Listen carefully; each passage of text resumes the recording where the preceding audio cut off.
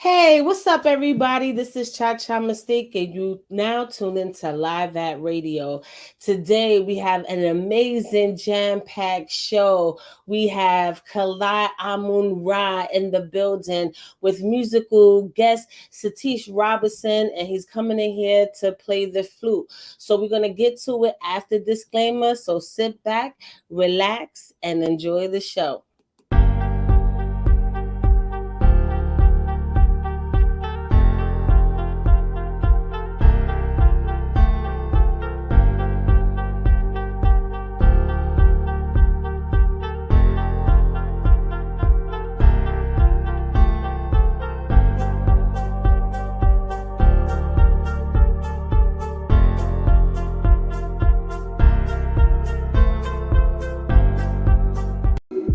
Disclaimer.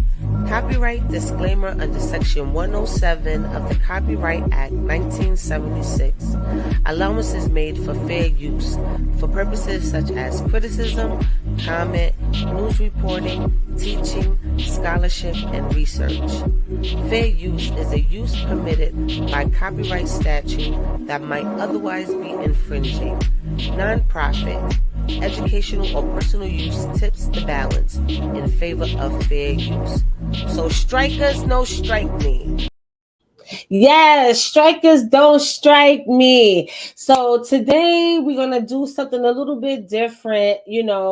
I'm kind of merging the things that I love, and we're gonna keep doing that as we continue to provide interviews as well as debates. And one of the things that you don't know about me was I was doing virtual concerts during the height of the pandemic, right? Oh, sorry, that's Clubhouse. During the height of the pandemic, I was doing interviews.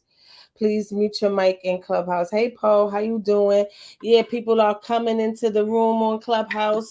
I'm gonna give you the moderator badge. So if they have any questions for Clyde, we can make that pop in. All right, just make sure everybody stay mute and while we're going. So yeah, so one of the things that I was doing during the pandemic was doing virtual concerts showcasing musicians all over the country.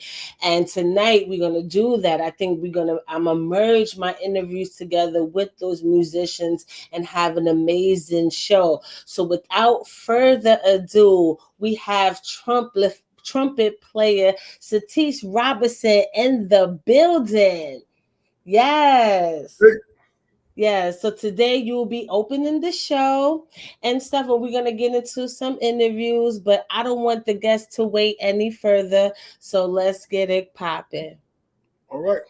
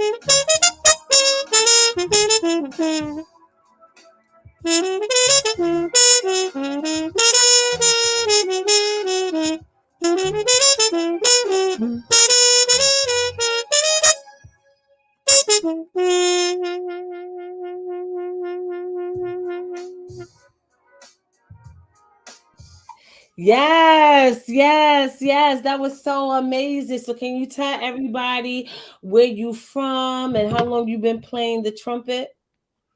Well, I was born and raised in Jersey, born Newark, raised Jersey City. Crossed the waters to New York 2010, but I've been playing out here before that. I've been playing trumpet for 21 years now. Yes. And Yeah. so can you name some of the great people that you was able to play with alongside with? Oh yeah, it's been amazing. I play with people ranging from great jazz saxophonist James Carter to R&B legend Melissa Morgan to hip hop icon Talib Kweli. Many more. Got my start in a band called Spirit of Life Ensemble. Played in a worship band for St. Luke Baptist Church for a hot minute. Currently working with a whole bunch of different bands, including a band called Eternity. We do a whole lot of weddings and political events, and yeah, it's been a blessing. Been able to play with a lot of amazing people all across the spectrum of music: jazz, hip hop, funk, gospel, salsa, Latin, you name it. Yes, yes. So we're gonna get more into you, but we're gonna get into our guests. So I can't wait till you come back and play for us during our intermission. Absolutely. Yeah, yes. So we'll see you in a few minutes. So yes, ladies and gentlemen, Satish Robertson playing the trumpet. We're gonna showcase more artists that way, but without any further ado, we got AmunRa in the building. We're gonna be talking about this realm, other realms, the sun, moon, stars, the universe, the melanin, and what's been happening today. Because I know he has that understanding of it. So without any further ado, let's get into it. Peace, peace, peace, abundance. Yes, yes. And it seemed like we was on the same type of time with the yellow. You already know. Yes, yes. And I was like, oh, I gotta dress like the sun. I told you I'm son's daughter. So I was like, let me play tribute because I know you're gonna talk about my father in such a way. So yes, so it's a lot to talk about, especially with you. It seems like you real in deep science with it. Like you take sun gazing or learning about the universe on a whole nother level. So can we get a little background from you? What started your journey with this type of scientific understanding of where we our beautiful earth and the universe?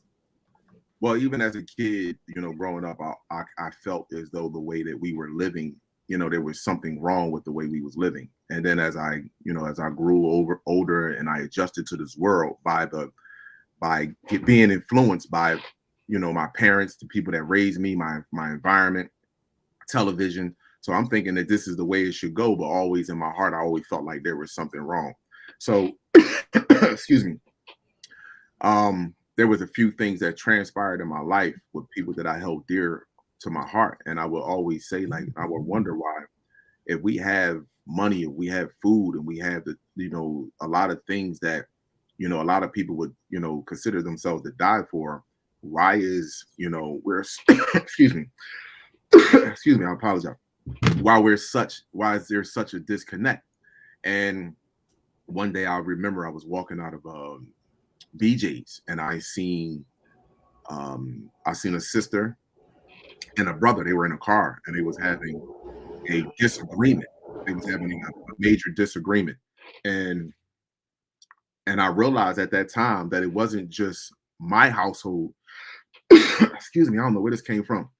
It wasn't just my household, it was all of us. And I wanted to know, why was the black man and black woman so disconnected from one another? So what I did was, at that time I was practicing Islam. And my time me practicing Islam, I would get up early in the morning. I would be in the shower. I would, perform what you call wudu, where though you cleanse your body before you would go pray. and I would pray. I would literally first I would be crying in the shower, but then I would go and I would pray and I would constantly ask God to show me the truth. Why are Black people so disconnected from one another? And the moment that I started not just being concerned about myself, but I was being more concerned about the entire species, not just myself, that's when things start to reveal themselves to me. I remember walking outside in about September, about 2015, September, October, and I looked up in the sky and it wasn't even sunset yet, but yet there was a bright star in the sky. And I kept looking up at it and I said, that's not, what is that? I just kept asking that question. And so from that point on, I was scrolling through my phone one day and it said lies written in books and truth written in stone. And I said, whoa. And then I searched up, then it just so happened, I don't want to say I searched up anything, but I just so happened to go look on YouTube because I was, like regarding the hieroglyphs in Egypt. And I'll never forget this. Dr. Ben, General Seti, Dr. Dilbert Blair, and young Pharaoh came across my screen. I want to apologize to the people that hear me cough. I was eating a piece of bitter cola and it seemed like it got stuck. Bitter cola is very important for us. It lowers your blood pressure and it's very healthy. It grows only in Africa. So I was eating a piece of that and it seemed like it just got stuck. But when I listened to those videos from those individuals, it actually made me cry because it started to wake something up in me. And when it woke something up in me, the first thing it stated to me was to study genetics and your direct correlation to the sun and the stars. And when that happened, here I am today. Yes, and I could relate to that because we got similarities. When I was younger, I used to always think like that too. But my thing was, being programmed by television, watching things like Full House and Nickelodeon and stuff like that. And then I used to look at my environment, or when I go outside and play, why I always got to fight, or why am I always being bullied? Like, why is this life? Or, even just, certain abuse and things that I went through as a child. I'm like, why does it have to be like this? What is this? Like, I'm a child, I'm a kid, or, everywhere I turn is some type of aggression that I have to fight myself my way out through. So why is this normal? And then, 10 to 15 years ago, I started to have like this longing for the sky. Like, even though I live in the city of New York, it felt like the stars were still calling for me. So every now and then I have like this urge to go to the mountains all the time.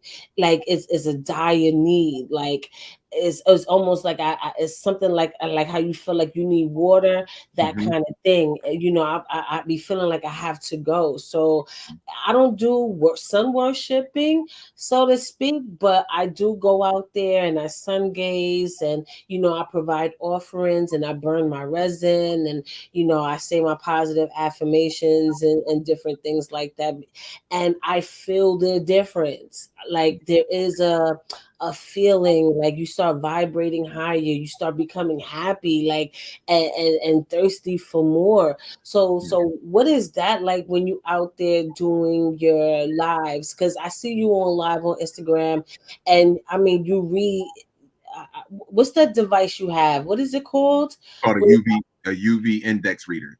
Okay, you be out there with your UV index reader, and you give your bewares of stuff like melanoma and stuff like that. So what made you really going into that deep, and what is the dangers of the UV, and who would it affect the most? Absolutely. Let me clarify something. And when a lot of people are going to start to say this, it's called sun worship. We don't worship the sun. Without the sun, nothing would live or exist on the planet. It's not sun worship. Our ancient ancestors understood the powers and the medicinal purposes of the sun. The sun actually heals us. It helps us produce red blood cells. And if you have red blood cells in your body, you actually have a healthy lymphatic system as well as a glymphatic system. Now, We also know that the sun produces what? Vitamin D for us. And vitamin D is good for us because it produces calcium, and calcium stabilizes your central nervous system, where though your circadian rhythm, your centralized clock, is working according to its rhythm. Now, we're made of trillions of cells. We're made of trillions of cells, but the first thing that goes into a cell is what you call an atom. Now, the atom is made of electrons, protons, and neutrons. An atom is the charge. It sends energy to the molecules so it can start to develop the cells, which in turn develop organs and turn into organ systems. So when you look, when we go towards the sun and we look at the sun is doing nothing but charging up our atoms inside of our bodies. And we actually absorbs the sun on a higher frequency than any other race, and we dispense the energy as well. We feed the entire planet with our radiation that we emit from our bodies. So the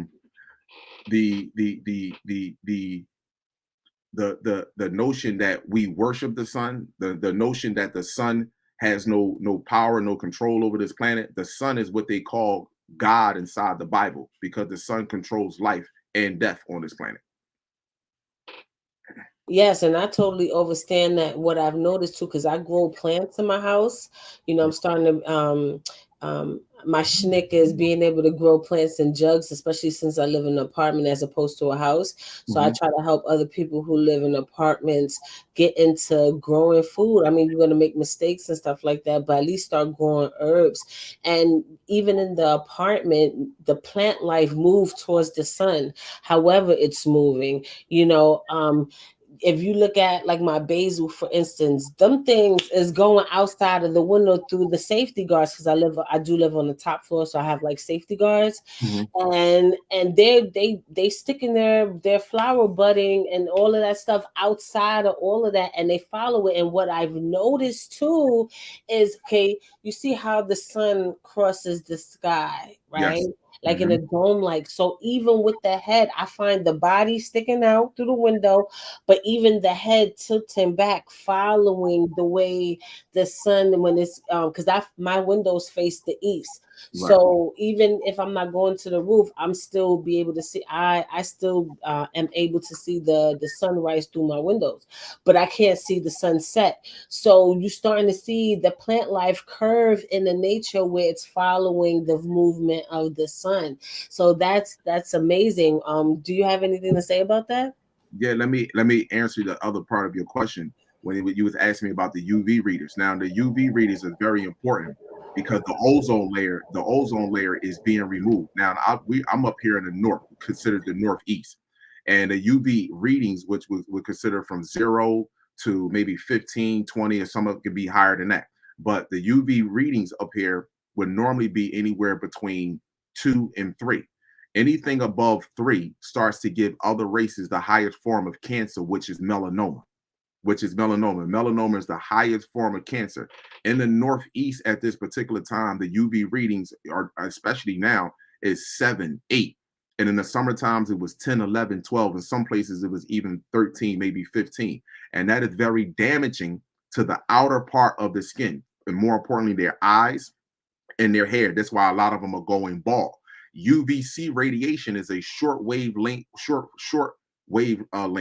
That right there is a detoxifier, a germ killer, and it's a mutating wavelength. UVC radiation would dissipate when it would hit the ozone layer. The ozone layer is being removed, so it's now ground level. Now, when I went back to state in the very beginning that your body is made of atoms, then atoms convert into molecules, and molecules convert into cells.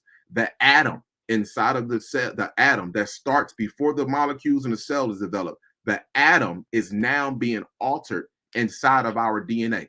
I believe that there will no longer be 6 neutrons, 6 electrons, and 6 protons. It will be only electrons and protons. Electrons is feminine energy, protons is masculine energy. The neutron doesn't hold a charge. So this is why I say neutron is to neutralize something. So the neutron is going to be removed, and it will only be electrons and protons, just like it is in the cosmos. The sun is made of protons, masculine energy. All the planets are electrons, and electrons surf and navigate the sun. The sun as a shell, as a protector of the sun. Women are protectors of the male because you are first, not us.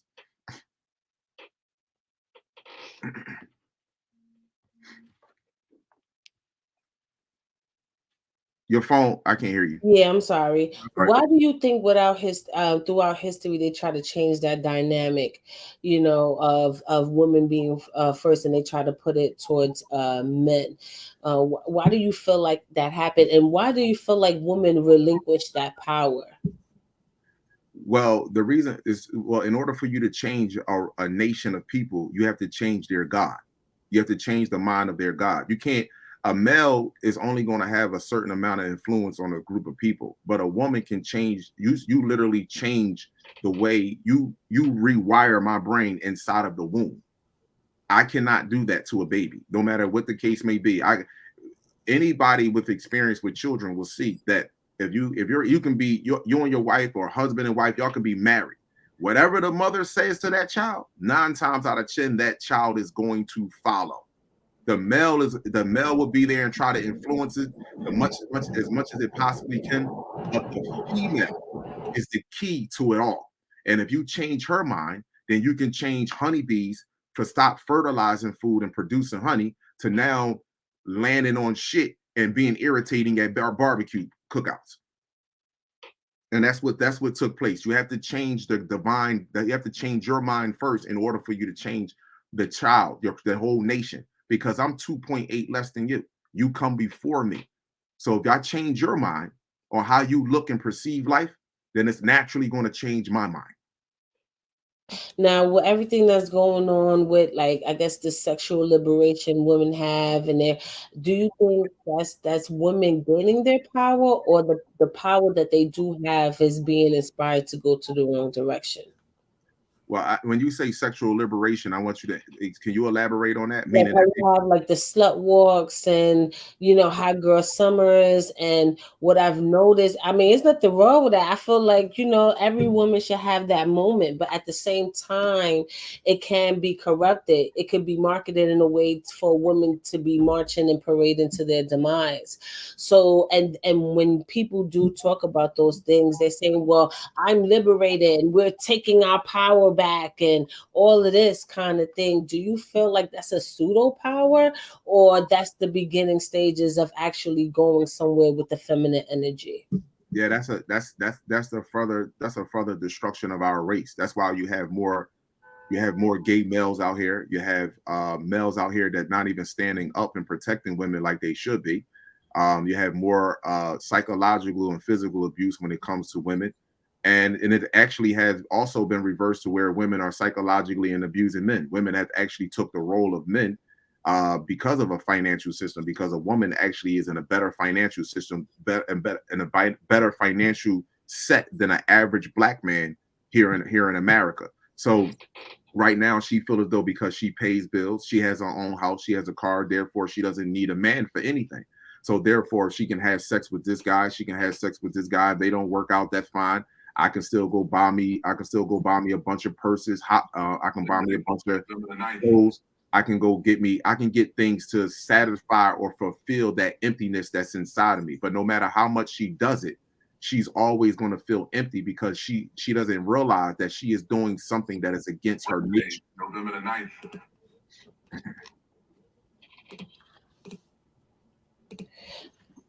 I'm sorry. Yeah. So I kind of you post a few things on Instagram. That's where I was going to right now to try to get from you. Hold on. I think I'm here already. And you talk about the sun. Now there's like some kind of stationary thing up there. Hold up. I got it queued up right now. Hold on. So, and I kind of want you to explain. Wednesday, November the 9th. What is it? 2022 on this Gregorian calendar. Blue star, Tina, green orb, white sun, pulsating sun, Can you red hear sun. it? Yeah, I can hear it. Star family. I don't know if you can. It's going the fuck down. Age of Aquarius. Two lens flares to the right. Watch me move them up and down. And in fact, you can see the lens flare to the left too. The blue Kachina. See the blue right there? See the blue when I stick it out a little bit more, but let me go over here, switch sides. lens flare up and down, pulsating sun, green orb at the top. Yes, it is. This is happening. This is happening. See, no lens flare is moving. The stationary object is still there. Doesn't move. Red sun, pulsating sun, star family. It is what it is. Let me show you something here. It's what it is. Where is that? Should be right after these messages. There we go. Come on. Yeah, we were talking about. I want to get just a little bit more. There we go. I mean, move it here. Let me move it over here. Let me move it over here. Let me move it over here. Yep. Stationary object. Green orb. Red sun. And you're talking about this, right? Sun. Yeah. Yes. It's not moving. It's a stationary object that is actually happening. This is going down. Moving across the sky. It's a stationary object, and that green orb just only appeared maybe, I'm not sure, maybe 2 months ago. That green orb, before then it was the blue Kachina that was on the right hand side of the sun, but the blue Kachina has moved to the left hand side, and the green orb has moved to the 12 o'clock, or between the 12 and the 1 o'clock position. Now, if you pull up TRAPPIST system, NASA has already confirmed that Wednesday, November the 9th. Earth has moved in what you would call a new solar system, and it's a solar system that has a binary twin, meaning another sun. So these objects that are now showing up in our skies, they are actually in our solar system. We are actually we're not in the same position we were 2 years ago or 3 years ago. We're actually being pulled what you would call close to heaven, close to home. So, but do you feel? But what are they? Is it like a flying object, or is planets? I would consider them. Now, people say there is no such thing as planets, but I would consider them. Let's say they are planets. You understand? They are orbs that are sitting in the sky that are signs for us to know what is taking place and what we should be preparing for and what's going to happen next. This is one of the reasons why they kept us away from astrology. This is another reason why they kept us away and made us hate or demonize the sun, and told you that it was sun worshiping or is a sun god, and people that do that is evil. They told you the sun was evil. They told you don't sun gaze, and they told you don't look up at astrology because all of that is called devil worshiping.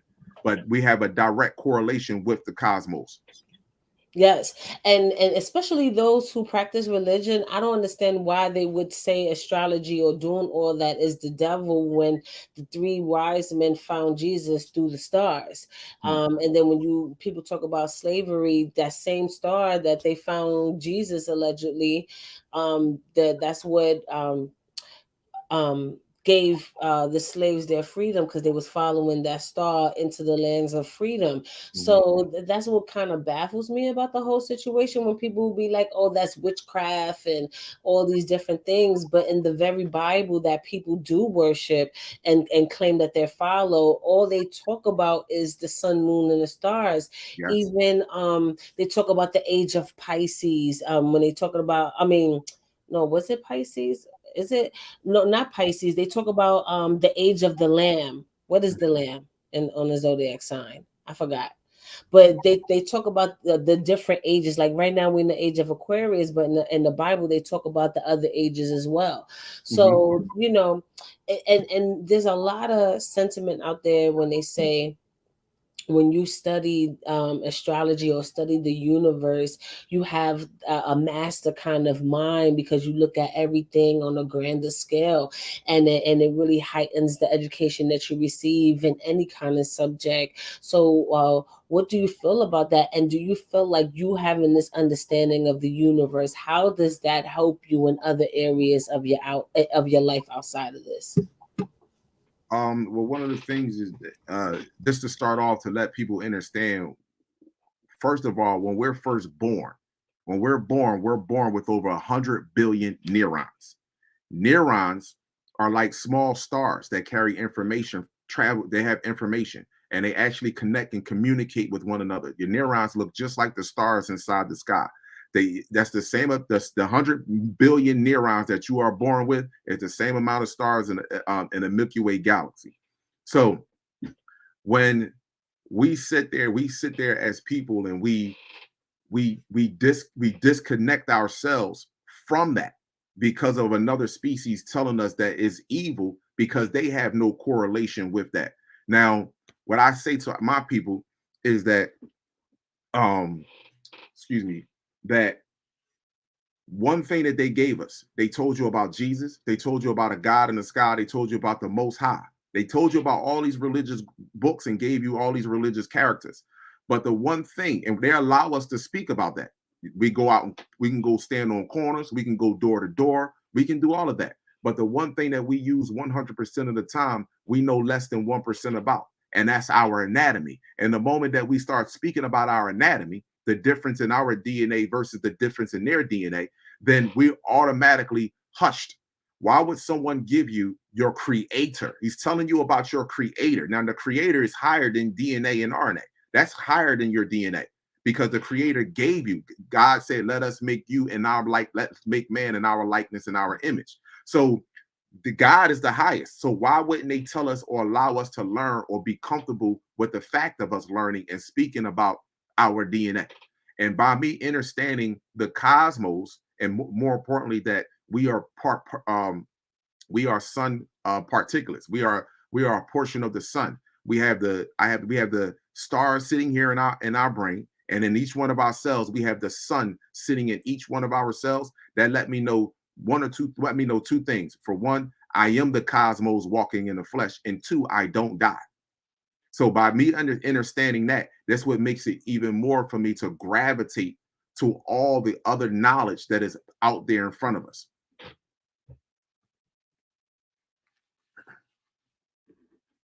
Your mic is mute. With the fake sun, right? Mm-hmm. We know that China had launched it. I think they did take it out of the sky. But my thing was, since the whole world is complaining about global warming, climate change, and stuff like that, and we know that Bill Gates is spending a lot of money to try to block out the sun. Mm-hmm. And then we saw China come up with the fake sun infusion. And my common sense was, if we sit here complaining about climate change and global warming to the point where we have to block out the sun, why is China creating this fictitious sun? And do you feel like it was a flex of them showing the world that they understood fusion, or do you feel like climate change is a hoax? Yeah, climate change is a hoax, and for one, they cannot replicate that which is natural, just like they can't replicate you. If they could replicate you, believe me, they would. They cannot replicate anything that's natural on this planet. Only thing they can do is make something that's in a form of us, but they could never replicate. So as far as them launching that sun that's in the sky, that's not going to last. And as far as climate change, the reason why they're stating climate change is because the climate has changed.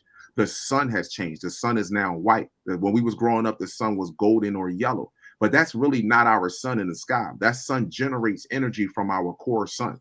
So that's that light that we see now that is white, that light is going to go out, and we're going to be around our natural core sun. Our sun is actually red. It's a red sun.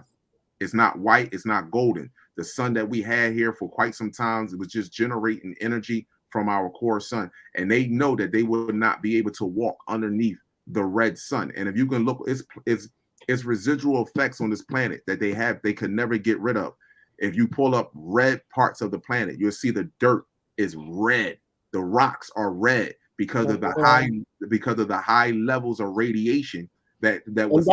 And those things are actually good for you too. You could drink that clay, bathe in it. It's great for your skin and everything. So yes, because it's in high levels of radiation, and that's what we are. Yes. So with that being said, right, you just said that that's not really our sun that's up there, but I understand that we connect with the electromagnetic waves because we too have a corona upside our skull, which for me, I feel like that's because we receive downloads from the sun. At least I feel like I do when I'm sun gazing. And I think a part of that communication has to do with the corona upside your head. Now, if you're and it's back and forth, like you're able to meditate and give to the universe your inner thoughts and things that you are going through, and is giving you receiving the information of what you need to do in order to accomplish that, or receive. It's like a communication. So if the sun that we see right now, the white sun, is false, what are we receiving false information through Nah. due to the electromagnetic waves? Is it giving off electromagnetic waves? Yes, it is. It's Okay. what I mean by it's not what I mean by it's not our natural sun. It's a replica of our sun, because Earth is a ship. Scientists have already confirmed that it has a ship that it has its own ecosystem, and it's traveled throughout the zodiac sign. That's where you get 12 from, actually, from your 12 cranial nerves. Your 12 cranial nerves. But before you move on, is it not our sun because it's man-made, or it belongs in another galaxy? No, it's our okay. We put that there. No one else put that there. We put that there because this whole simulation is a test. This whole simulation that Earth is a school. It's a test. The sun that we have up there, that white light that was once golden, that is something that's just like a generator that you would have inside of your house in case your power go out and you have a backup generator. So Earth, as Earth traveled throughout the solar system, we needed something to keep Earth charged. So whereas though it can constantly move, and the sun, as it's rotating, is generating energy, a magnetic field around Earth as it travels throughout the solar system. And now, as we get back to where we at as home, that light up there is no longer needed. That's why they say that it's going to go dark. It's going to go dark. Yes, the light is going to go out, but it's a red light that's going to show. That's why you see the red light that's why you see that redness behind the white sun. Yes. And you know what I noticed too? Especially during the pandemic, the purple and fuchsia light, the colors would hell of a lot different. I never seen the deep purples, especially during sunrise and sunset, of how the sky turned and it made everything purple.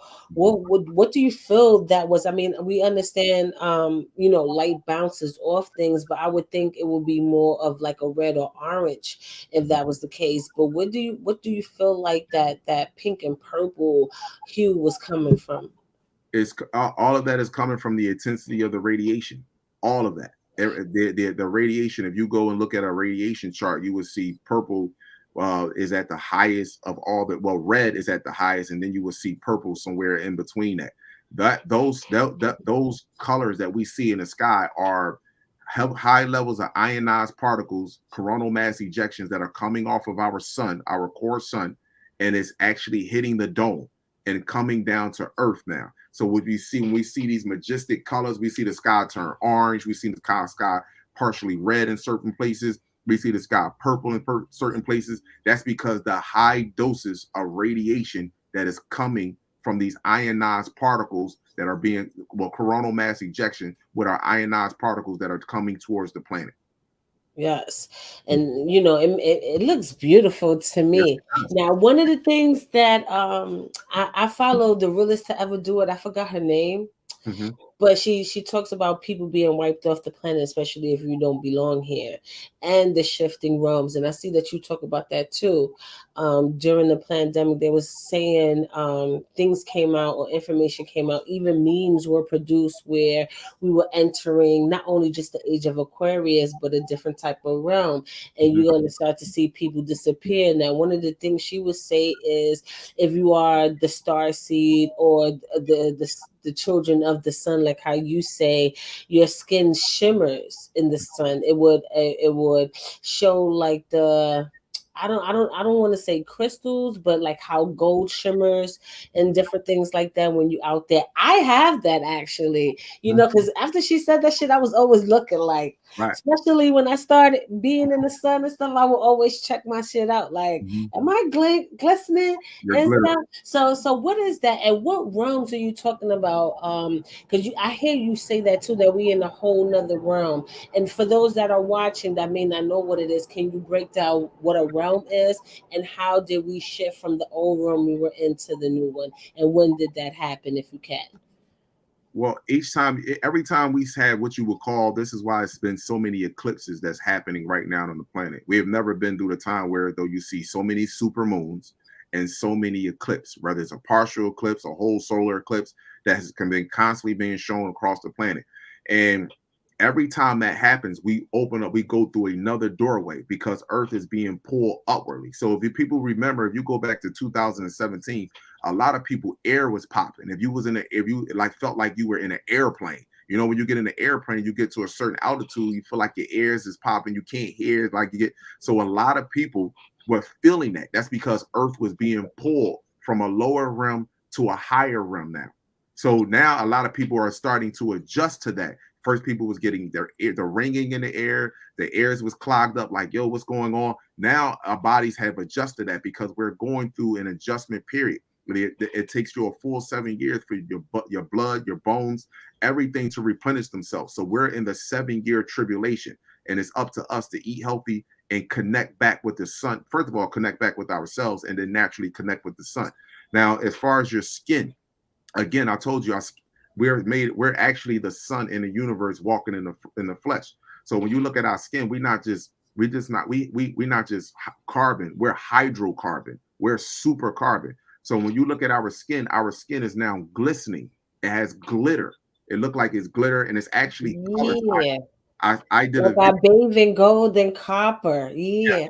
I did a video and I actually zoomed in on my skin while I was out there, and you can actually see not just the glitter, you can see red and green. So when you look at our bodies, just all we have to do is look at a tree. When you look at a tree, when you see a tree that's flourishing, a tree that's like at its height, at its greatest, it look good, it's look healthy. What color is the leaves? They're green.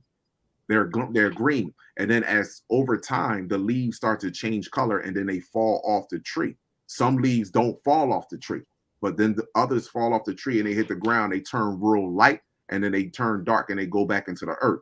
But when you see a tree flourishing, which means that this tree is directly is connected itself to the sun. If the photosynthesis that this tree is performing is healthy, is strong, you know, that's what our original skin was green. That's why when our babies are born, when they come out, you see green patches over them. The Mongolian spots. Yes. That's what they call it. Mm-hmm. I got 4 sons. All of them had it when they were born. Yes. Yeah. Mm-hmm. Yeah. So one of the things that I asked you, and shout out to Hocus for matter of fact, before I do that, shout out to everybody in the room right now. Please do me a favor, share this live, share it into your feed, into your hallway, get more people up in here. And I truly appreciate everybody that is definitely tuned in. And we're gonna get to our musical guest, Satish Robinson, in a moment. But before we do that, I got a few more questions and before we get to our break. So with the sun and is it true that we have gold within our bloodstream, and that's one of the conducting forces? That's what makes us connected to the sun. One of the things. Yes, absolutely. Yes, we have gold. We have gold around our heart. Our pineal gland produces that. We actually produces gold. It's not just neuromelanin. We produce gold in our body. This is one of the reasons why our organs, we're constantly being snatched up and our organs are being harvested from us, because not just for them to reuse, but them for also to eat and drink, because it's something that's more heinous and dark that's going on this planet that we have turned a deaf ear and a blind eye to. And the reason why we're not paying attention to that, because they keep us away from DNA, learning our anatomy. Because once you learn your anatomy, then you will start to realize you will have to ask yourself a question. Where did the multicellular organism come from? How did that multicellular organism get here? That's the number one thing we would ask that question. More importantly, if that multicellular organism was created on this planet, well, who did it? And where are they? Yes. So I asked you this before in Hocus for a Fifth room. Shout out to Hocus for a Fifth. And this is when we was talking. That's why I started off with the gold in the blood, because one of the things that I do notice, and that they don't no longer draw your blood anymore. You know how you donate your blood or whatever? They always talking about donate your plasma. Now, when you deal with the sun, is made up of plasma. Yeah. Is that the same thing? Is it because when they do extract the plasma, it is yellow. I'm just saying it's yellow. It's yellow. So what is that? Like, is it the same type of plasma or something totally different than what is the sun? Because that's what they say. The scientists, when you look at what is the sun made up of, is made up of plasma. So what's the similarities to it if you can break it down? Again, once again, like I said, the first thing on this planet is or even make up any living thing is atoms, and atoms are particulates that come from the sun. So if atoms is the charge and they're the life of the planet, it's atoms all around it, in the air, in the water, in food, it's all around us. So the sun is the number one key to everything. So whatever the sun is, whatever the sun produces, that's what we produce. Only us does that. No other species does that on the planet. So if the sun has plasma, we have plasma. That's why it's so important for them to get us to draw. Right now, Black women, more importantly, Black women and children. Black women go to you can go in the hospital right now and say, I put my shoes on the wrong foot. I got to draw blood from you. I got to draw blood from you. You can go in there with anything right now and they want to take your blood because your blood now is different from the blood of yesterday. Melanin constantly evolving. Every 3 years, they have a meeting. World leaders and government have meetings and scientists about melanin. More importantly, neuromelanin. And they know right now that we are constantly evolving. This is why one of the reasons why they wanted to give us, you know what, we're the only ones that they say that's more acceptable for viruses and diseases, because they have to constantly experiment on us, because not just for the sake of their species to stay alive, but also for the individual that's trying to look for the pathway to get off of this prison ship that they call Earth. Yes. Now, I'm glad you brought up the melanin aspect of it all, and the neuro. I think it's the neuromelanin. Is that the magic though? Did they tap into the magic of it all? Because I do believe it's the neuromelanin, but I might be wrong where that part of the melanin is able to activate certain things and give information and actually do things. Like I'm reading how they trying to use that part of our melanin to sync humanity with technology. We'll be able to and they're going to do that through the neuromelanin. Is it the neuromelanin? I hope I got it correctly. But yes, can you explain a little bit more about the neuromelanin, and is that the magic within the essence and makes us different than any other parts of humanity? Yes, neuromelanin is the God gene. That's the key to it all. And they can't do or use neuromelanin the way that we naturally use this neuromelanin. So whenever they try to extract us, this is why they get us to kill each other. They get, more importantly, to try to get us to shoot each other inside of our heads, or try to get us to shoot. They get little body shots, and then when we get to the hospital, they drain it out of your third and fourth ventricle, because no matter what, they will never be able to use melanin organically. So they break it down and put it into melanoma pills, melatonin pills, and they use it to try to inject themselves to get coloring, but they could never get melanin, because we even though we're in these physical vessels, we have the ability to astral project. No other species can do that. We can leave our bodies and leave this realm and go into other realms and see what not just this world, but we can speak to people that passed away, parents. And if you ever notice, when we go into those rooms, we don't physically speak. We talk telepathically. Yes, and we can able to do that with plants too. Like, I'm starting to communicate a lot more with trees. No, I'm not a tree hugger for all of you guys in the comment section. It's not like that, okay? But I live in New York and I frequent Central Park a lot, and there's this one tree that we have a bond with each other. Don't think I'm crazy, but I can't explain it. And I'm able to hear things, and I'm glad you talk about the ancestor part, because I'm getting visited up by them a lot. more now, and it's just weird. And it's like more that I'm tapping into my spirituality, I'm starting to hear and understand things that I didn't even read in a book, and I'm just saying them, and then the next thing you know, here comes the scientist, or here comes some type of expert explaining the same exact thing that I just finished conversing, and I don't have no quote unquote study for it. Now, one of the things I put this caption up here, this comment. Also, they are creating energy weapons off our melanin. Can you talk about that? Now, I would tell people that I understand that we believe that these people have the power to do that. The one thing that they're not creating energy weapons. They need crystals. That's why they're digging for crystals. It's very important, and they want to put a hold on people getting access to certain crystals. They want to use crystals to make energy-based weapons, but they're not going to. That's not going to work at all. Our melanin, once it leaves our body, it becomes less than what it is when we're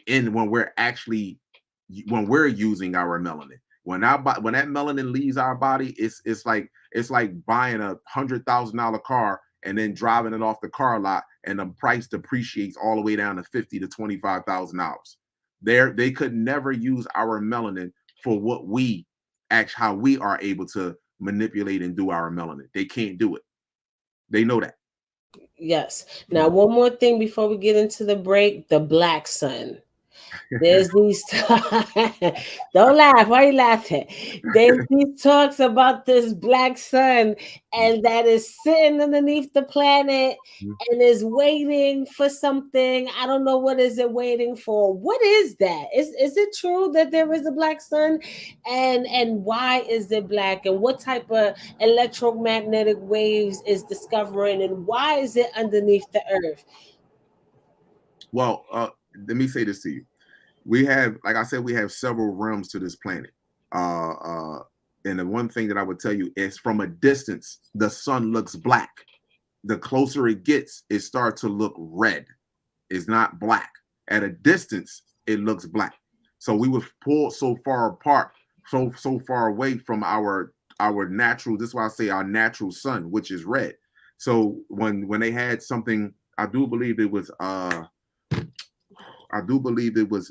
Zachariah Sitchin, if I'm not mistaken, and he stated that there is a black sun that's further out in the atmosphere, further out in the in space. I can't even think of it, but it was further out in space, and astrologers had picked it up on a telescope. They had seen it one particular time because it moves, but when it moves with a solar system with it. So the people that saw this back in the 80s, actually, a lot of them died from reporting this. But that sun means it's true. Yeah, that sun looks black from a distance, but as they get closer to us, it's actually red. That's why when you see the sun rising and setting, you see it so red. The red iron oxide dust that is coming off of it. Yeah. And I think that's so safe though, because like when you look at the sun during moon, or even during noon, or even at 10 o'clock, it's so powerful. You can't do it. I don't even try. But when I look at it from its first peak until like 20 minutes later, it doesn't hurt or strain my eyes. I don't feel no type of way. Actually, I feel it's almost like I'm lifting up, like it's pulling me in towards it. I don't know how to explain it, or whatever the case may be, but and then that's when it's at its most reddest and orangey. But then when it starts turning into the white, that's when you feel the difference in your eyes. You feel the difference with the heat and everything like that. So I totally get that. Why is that though? Because why would it be less harmful, or not? I'm not saying that it's harmful, but why is it so easy to look at the sun when it's at sunset or sunrise and throughout the day? What is that? Because the radiation level is not being emitted as high. See, when the sun starts rising to its peak, now you have all that radiation now that is coming down. So it's nothing wrong with trying to look, because at 11, 12 o'clock, I like the sun gaze. At first, it'll bother your eyes. That doesn't hurt? No, at first it do, but now it's like I just stare right at it. I look right. You know what I mean? I look right. Just train yourself to do it. It bothers you at first, but you train yourself to do it. You know what I mean? Remember, we have been so detached from the sun for quite some time You know what I mean? We got a roof on everything, your car, your house. They want you to constantly be indoors. So we're depriving ourselves from it. So the more we practice at it, the more stronger we would get. Even with me wearing glasses, I actually, when I sun gaze a lot, I don't even feel the need to wear these. Yes, and I mean, I glance at it, but I'm definitely gonna take more of initiative to try to. I better not come out blind. Or I'm blaming you. I'm blaming you. Trust me. Nah, you organic from the cosmos. You ain't never got to worry about going blind. Actually, it will heal. You can feel when you look at it around 11, 12, or 1 o'clock, you can feel the sclera in your eyes. You can feel the intensity of the sun actually like your eyes are heating up. You can literally feel it. So yes, I mean, I enjoy it. I do it all the time. Yes. So we're going to get to this break. We definitely going to come back because I do want to talk to you about the moon this time, as well as what's going on, because you did bring up that you did used to practice being a Muslim. And today Farrakhan came out with a great speech talking about a lot of things that's going on. So I definitely want to get your perspective on current events that's happening, especially with our people.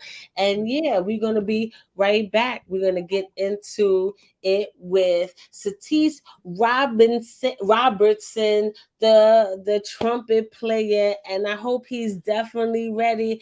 We're gonna get him on screen. Yes, because we definitely in a place to be. Yes. And if you would like, those that are checking us out, please feel free to donate to the artist. I think that is very important for you guys to do that. And with that being said, without further ado, Satish Robertson in the building. Right. Yes, we ready for you.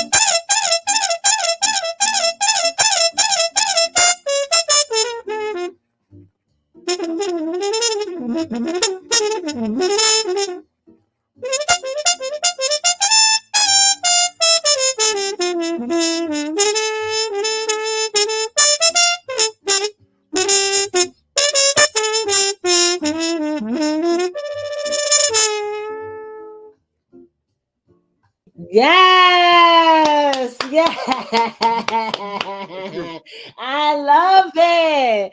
Yeah, they saying that you got that octave frequency, all of that up in here. They said this is music of the soul right here. Yes. It makes the same sound here. The universe makes What's the wrong? same sound. So you definitely got people loving this. And I told you guys, ladies and gentlemen, we're gonna definitely be keep this up. I'm gonna keep bringing you more musicians, and Satish will definitely be back in the building as we showcase the. Yes, you're getting a lot of fire flames. Fire flames, fire flames, and please, you guys, don't forget to donate to the artist.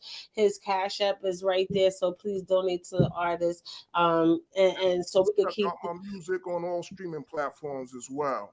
You find some surprises up there. Yes. So before we go back into the interview, I know you was in the background listening. Is there anything you would like to share about what was being said in the conversation? Yeah, I do. When y'all was talking about like astral projection and talking with ancestors and stuff, I happen to have some experience with that. Okay, would you like to share? Yeah, I spoke to my grandfather about 5 years after his passing. I had a full-blown conversation with him in my room. And he asked me, how was my grandmother doing? And she's still fussy. Yes. So that's as far as I'm gonna go on that. There's a lot more I could say, but that's as far as I'm gonna go. I share those experiences. Let's put it like that. Yes, and I'm glad that you was able to resonate with the information. So just one more thing, does that happen often though? Was it that one time experience, or does astral projection have to happen to you often? You know something? My mother and my grandmother both used to talk about that when I was growing up, but I didn't believe them.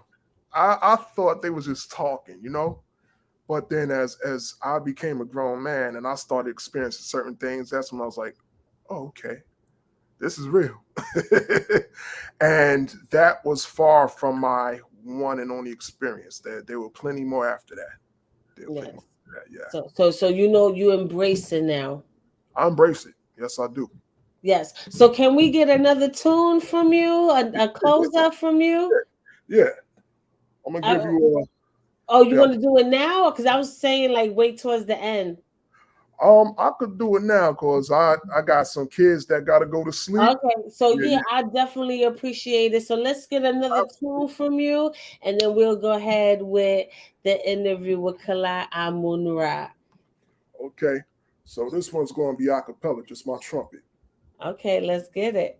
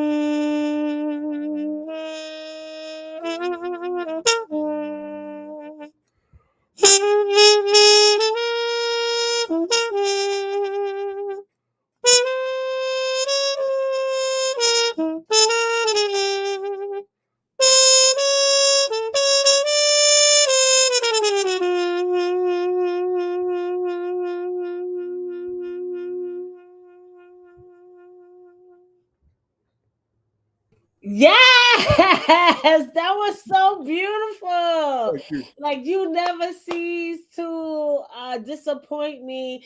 It's always a vibe, always a vibe. Yes, you guys, please follow Satish Robertson in the building. Hire him if you're getting married or whatever Hey, the case may be. hey, You know, what I hire do. him for them badass kids, but Yeah. baptismal and shit like that, Mhm. because he does all genres of All that. music. He does Every hip genre. hop, Yeah. jazz, whatever the occasion. He's definitely could do it. Yes, and I truly appreciate you, brother. Please give the Appreciate you. wife and the kids hugs and kisses from me, You and let do. them know that I am truly appreciative and grateful. And I'm pretty sure they feel the same. Absolute. Absolute. Yes, so yes, donate to the artist. And with that being said, peace, love. And I'm Peace, love, and always with you, blessings. brother. You Keep and all y'all. shining, King. Absolutely. Peace, Queen. Yes, I appreciate you. Yes, you guys, Satish Robinson in the building. Great trumpet player. He is definitely up for hire for all your needs, and I'm glad that he graced our stage. You should have seen him when we was doing our virtual concerts during the pandemic, you know, because I felt like I had to do something different, and I wanted something different. And you know, even though I'm in the hip hop realm, and I'm a great debater with politics and all of that stuff, but one of my joys of this world is real music, and I love hearing hip hop and R&B in front of a live band. That's one of my weaknesses. Like I melt like butter, and I feel like now is the time to, instead of separate the two, bring those two things together with my interviews as well as my debates that I have on it. So moving forward, I'm going to bring back other musicians from time to time, especially those that I have great connections with. And we're going to really set this thing off and showcase these great talents, because, you know, everybody complains about the music industry, and music is dead and stuff like that. And I feel like that's so disrespectful to the real artists that really is out there on their grind. I mean, you may not know who they are because they may not be on radio, but trust me, when you go to dope, amazing spaces, they are there. I mean, get out of the internet and go into the real world, and you will see how magnificent a lot of us people are. So talented, so talented. But with that being said, we're going to get back to Kalai. AmunRa in the building. Yes. And I want to say that brother is very sharp. Is that was very soul. That was like soothing to my soul. It was good to hear that. And I want to show gratitude and appreciation for that. I really do. That was very nice. Yes, music is the key to your soul. Like, you know, it sends you on a different type of vibration, a different wavelength. And I feel like, you know, all of us need that, you know. And I know a lot of great musicians, you know, and even though they're doing a great job on their grind, doing private events and stuff like that, but I feel like more of the world needs to hear this and be on that vibe, since, you know, when you turn on the radio, you don't get to appreciate stuff like this or hear it. And I really feel like that's what I kind of want to bring to the table moving forward. And besides, nobody's doing it on YouTube. That sets live at radio apart from everything I else. know that's right. I know that's right. Can I Yeah. I want to elaborate on something real fast. When you asked me about the feminine movement as far as with women. Now, and anybody watch my videos, you ever heard me say the first thing I tell or I advise our brothers and sisters to do, more importantly, women, my sisters, is to learn your anatomy. And one of the videos that you can learn your anatomy from, you're never going to learn it unless you actually write down things and research it yourself. But one of the videos that I know that's surfacing as a real good video on YouTube is called Dr. Dilbert Blair, The Black Woman is God. You can take a pen and a pad, write down the organs that he is speaking about that the Black woman possess, and you can research this stuff for yourself, and then you can see for yourself how powerful and great and unique you truly are. Now, one of the things is that I want to say to my sisters out here with this feminine movement and sexual liberation, you can't liberate yourself with the same characteristics and the same actions that the slave master have done to you. The slave master, now before the black woman, this is facts. Before the black woman was before she was able to reach the age of 2, she was able to have sex with a full-grown man. Now, you just wasn't enslaved by the white race. The black woman was enslaved by the Asian race. She was enslaved by the Arab race, and then she got turned around and she got enslaved by the white race. So she was enslaved 3 times. Now, with that being said, and a man's semen, a man's sperm, when he releases inside of you, he is releasing to 100 to 200 million different individual sperm cells inside of you. And each one of those has its own electrical current. Now, we have to release so many inside of you just to get to fertilize 1/8. Now, when women will contest to this, you've been with a man for 6 months. You start picking up habits and doing things that you never even thought that you would do. You start listening to music. You start moving like he started moving. Not just because you like him. It's because the energetic signatures that you are receiving from him is what you are receiving from him. You got women out here that listen to rap music that really listen to. You be like, you didn't never listen to Future. You start listening to Future when he started listening to Future, and the fact that he's giving you downloads.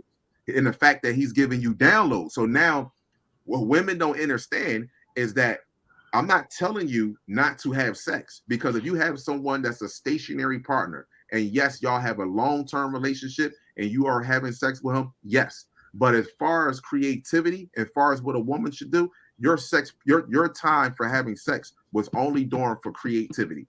And you only ovulate 7 to 10 days after your menstrual cycle, which you shouldn't even have a menstrual cycle, but you only ovulated for 7 to 10 days. And if you notice, and brothers and women can contest to this, older women that, that was promiscuous, you understand, or wasn't, just had sex, period. After they get to a certain age and they don't want to have sex no more, they become what? More clairvoyant. Because now they don't have all of those energetic frequencies in them. You'll see an older woman more peaceful. She's more calm now. She can go out in the nature. She can walk. She walks absolutely different as opposed to someone that. Hold on, bro. Hold on. That's Clubhouse right there. To the moderators, can you please put them on mute? Because I'm not paying attention to my phone. Hold on. Wait, let me check to see. What was the question? I mean, but if you have a question, I'm free. We can start asking some questions right now. Hey, security is up on here. What's up, Daffy? Daffy, you got a question for Kalai? As far as sex, can you hear him? Kalai? I can hear him. Okay, good. Go ahead, Gaddafi. As far as sex goes, get your freak on.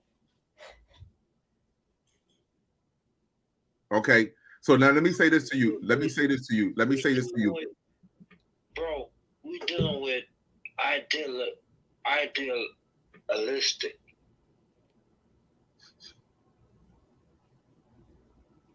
Okay. Okay. All right, so now let me rebuttal to that. Let me explain. This is just common sense, and every black man has experienced this. When you have sex with a woman and you release, what is the first thing a black man wants to do? Eat and go to sleep, right? Because you need to rejuvenate. Talk that shit. So you need to eat and you want to eat and you want to go to sleep. And sleep does what? Rejuvenates the body. You know what else? What happens when you have sex and you release a lot? Your bones get weaker. They get thinner. And you know what else happens when you have sex and you release a lot? Your consciousness, you're not able to connect to the spiritual world. This is why, if you look at nature, this is why our ancestors uses the lion kingdom as an example. The lion had 4, 5, 6 lioness, female lioness. But guess what? He doesn't have sex for 5, sometimes 6 months, because he's out patrolling for 1, and for 2, he doesn't have sex unless they go into heat. So that's the discipline that is developed. Even with a female elephant, just look at the animals that they kill, that the European man killed and keep you away from. But our ancestors actually mummified them for a particular reason. And if you look in nature for real, look at the female praying mantis and look at the male. She kills the male right after he releases, and she feeds him to the young. The same thing with the Black Widow spire. She kills the male. If males would die instantaneously after they release for reproduction, guess what? It'll be more conversations. It will be more of us getting to know the woman. And if the woman's not dying and she's just creating life like every female in nature, men would change their status and what they would be doing. So this is a reason why we left nature there, for us to understand how we should be moving and what we should be doing. And furthermore, let me just say this to you, just being a man with experience, who has time to sleep with a woman every day? Just being honest with you, if you're a thinking man, first of all, it gets boring. You understand what I'm saying? It gets boring. You've been with her for 7 days. You had sex with her 7 days in a row. What you going to do on the 8th day that you didn't do on the 5th and the 4th day? You see what I'm saying? Now it becomes what?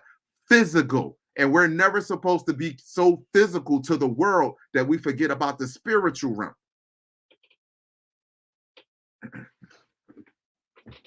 Your mic off. I can't hear you. I can't hear you. I think that's why I've been tapping in, because I so much lately, because I have been celibate for like 2 years. But even when I think about sex now, I think it's to manifest things, to use those energies to vibrate higher. And I love the fact that you was talking about atoms, because I feel like the protons, which is the men, we right? Am I right? Is the protons is the man, and I feel like that the men should be facing north, well, at least on the north side of wherever we at, and the electrons, which is women, we be on the south. And when we combine with each other and have that electricity component, we are able to manifest certain things, because we have that vibration, that spark out there that will transcend in the universe. I don't look at sex like how I used to back, then when I was just trying to get my shit off or whatever, or even producing children. I think now that it could produce much more than just other life beings. It could produce power. It could heal. It could change your reality type situation, all in depending on what kind of the intention that it is behind that sex. I don't look at sex as just a pleasure thing. I look at sex to actually get shit done on a deeper level, when you need more power than just you by yourself. Come on. Yeah. So how do you feel about that? Yeah, I totally agree with you. This is why I stress to my sisters not to have multiple sex partners, because you got to understand something. Let's just say I'm a person that eats meat. I eat unhealthy, and I'm ingesting everything unhealthy. My environment is unhealthy. The situations that I put myself is in unhealthy. I'm in a bar. I'm putting all of that energy inside of you. So I can, even if you wasn't someone that was into the clubs or into the party and into that shit, once I start putting all of that stuff inside of you, digesting that stuff into you, you naturally start to be wondering, like, why do I feel like this? 1 minute you're up, the next minute you're down, your pH balance is off, your smell that is coming off of your body is different now. These are certain things that are taking place with you because of the way he is. And the same thing goes vice versa. If there is a man that is eating healthy and his consciousness is strong and he's building himself up as a man, the worst thing to do is get with a woman that doesn't know herself, that doesn't value herself, and she feels as though the only way that she can keep you happy or maintain you is through sacred energy exchange, because now she is taking away from you. Y'all not building each other up.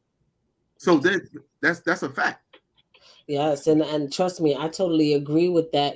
That's why, I'm scared to even put myself on the market, because I'm like, oh no, what the things that's more common these days or acceptable or so status quo, I don't be on that type of time anymore.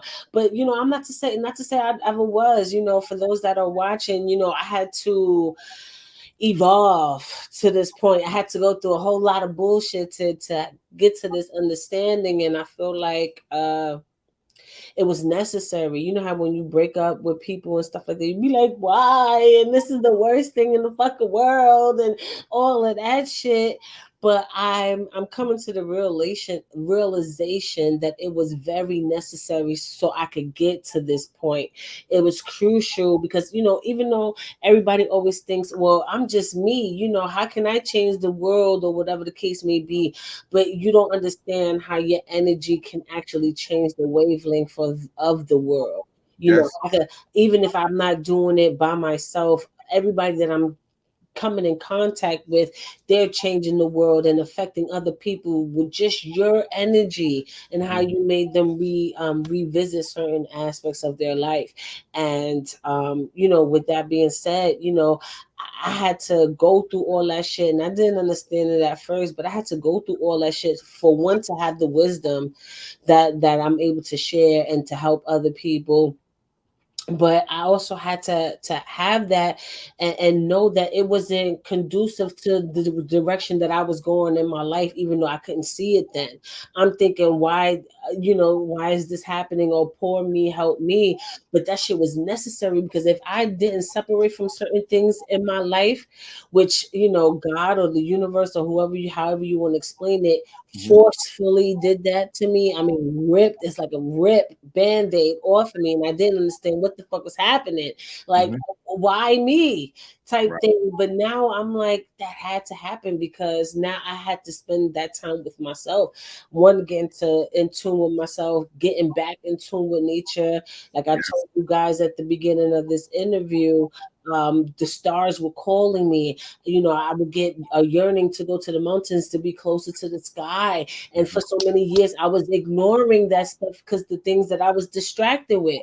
And because those things was ripped up from me, I was able to expose myself to and be obedient.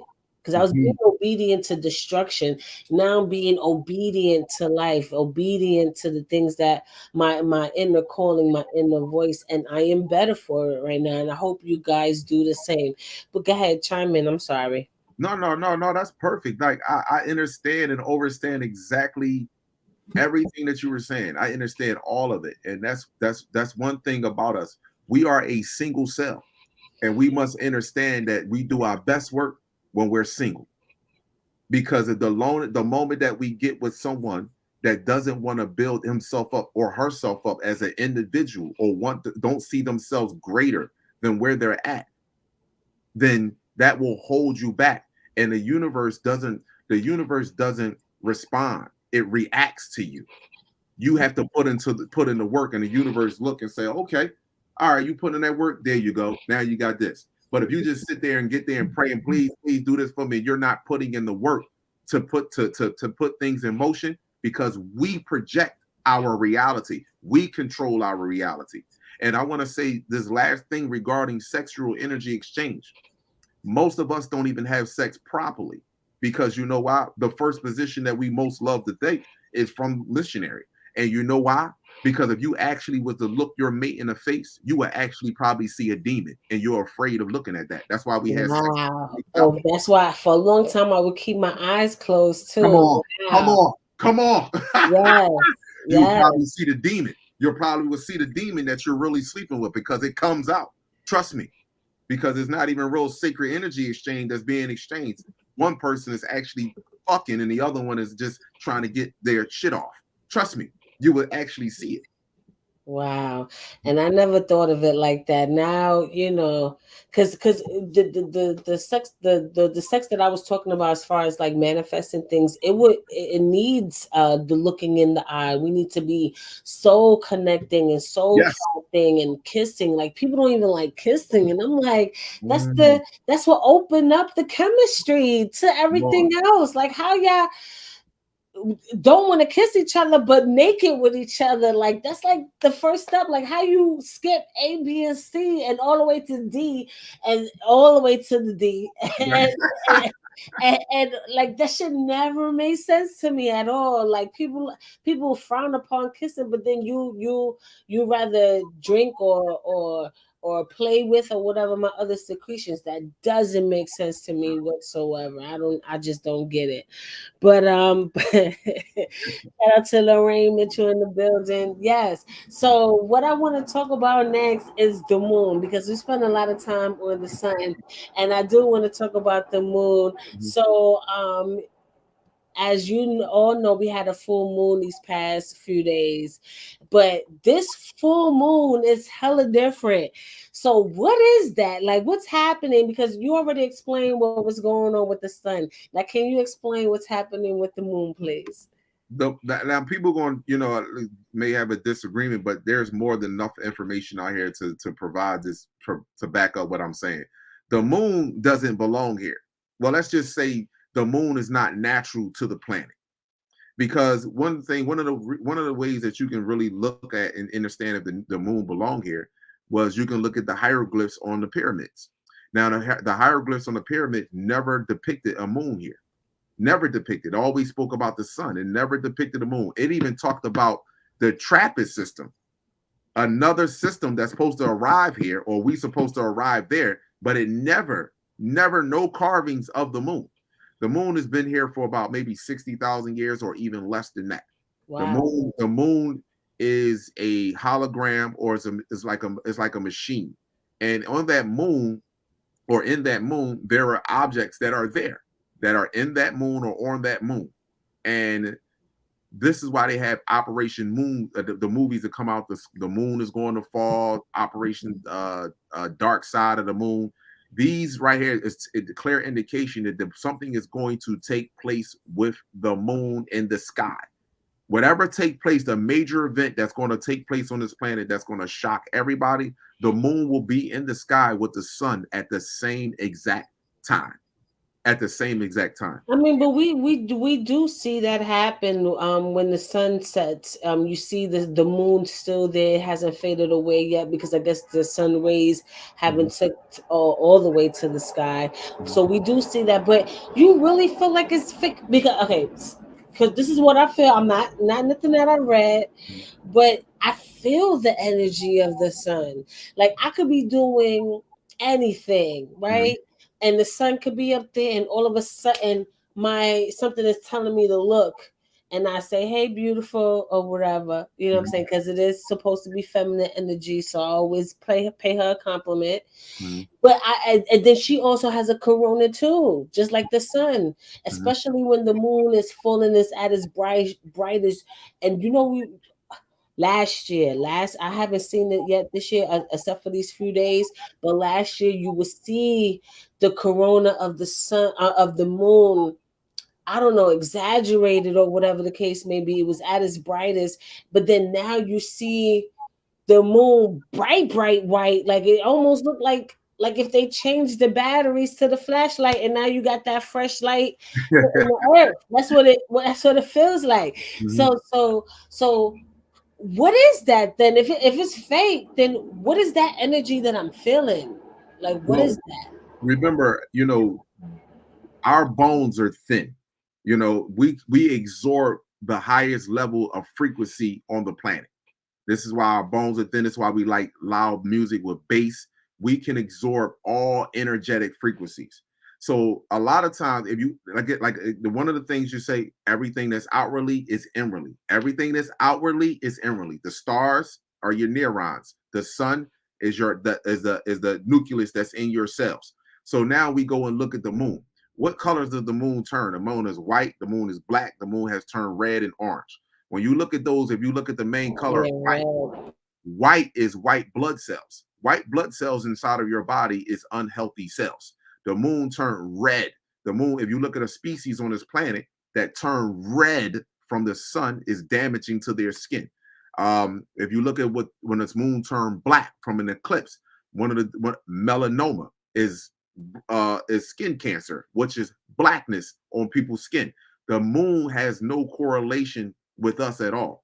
We have right now, if like they say, the moon controls the water tides. Well, if they control the water tides, then why is the rivers in China drying up? Why is the rivers in Mississippi drying up? Why are the waters drying up all across the planet on all continents, and the moon is still up in the sky going through its not through its normal cycles, but it's still up in the sky.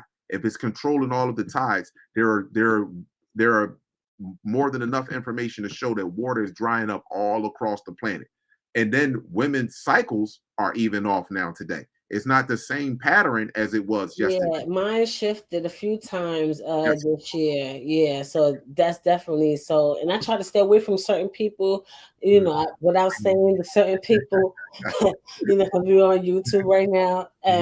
Yeah, so you know, I try to stay away from certain individuals and things like that because I know that could throw off my cycle as well. That's just a reality, you know, even though they admitted it, but now they're trying to take it back and say it's something else now. Hocus posted that you know they're calling it something else, but we know what that is. And but outside of that, you know, and what I've noticed, like when there's a full moon during my supposed to be cycle, it's different, it's stronger. I'm having more cramps. It's crazy when it's the same day on the full moon. So that's definitely true.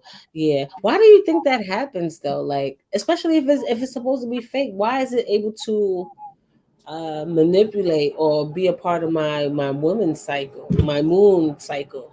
Well, but it's because, like I said, one of the main things that people must understand, you have to ask yourself, when you conquer a group of people, what was the purpose in raping women?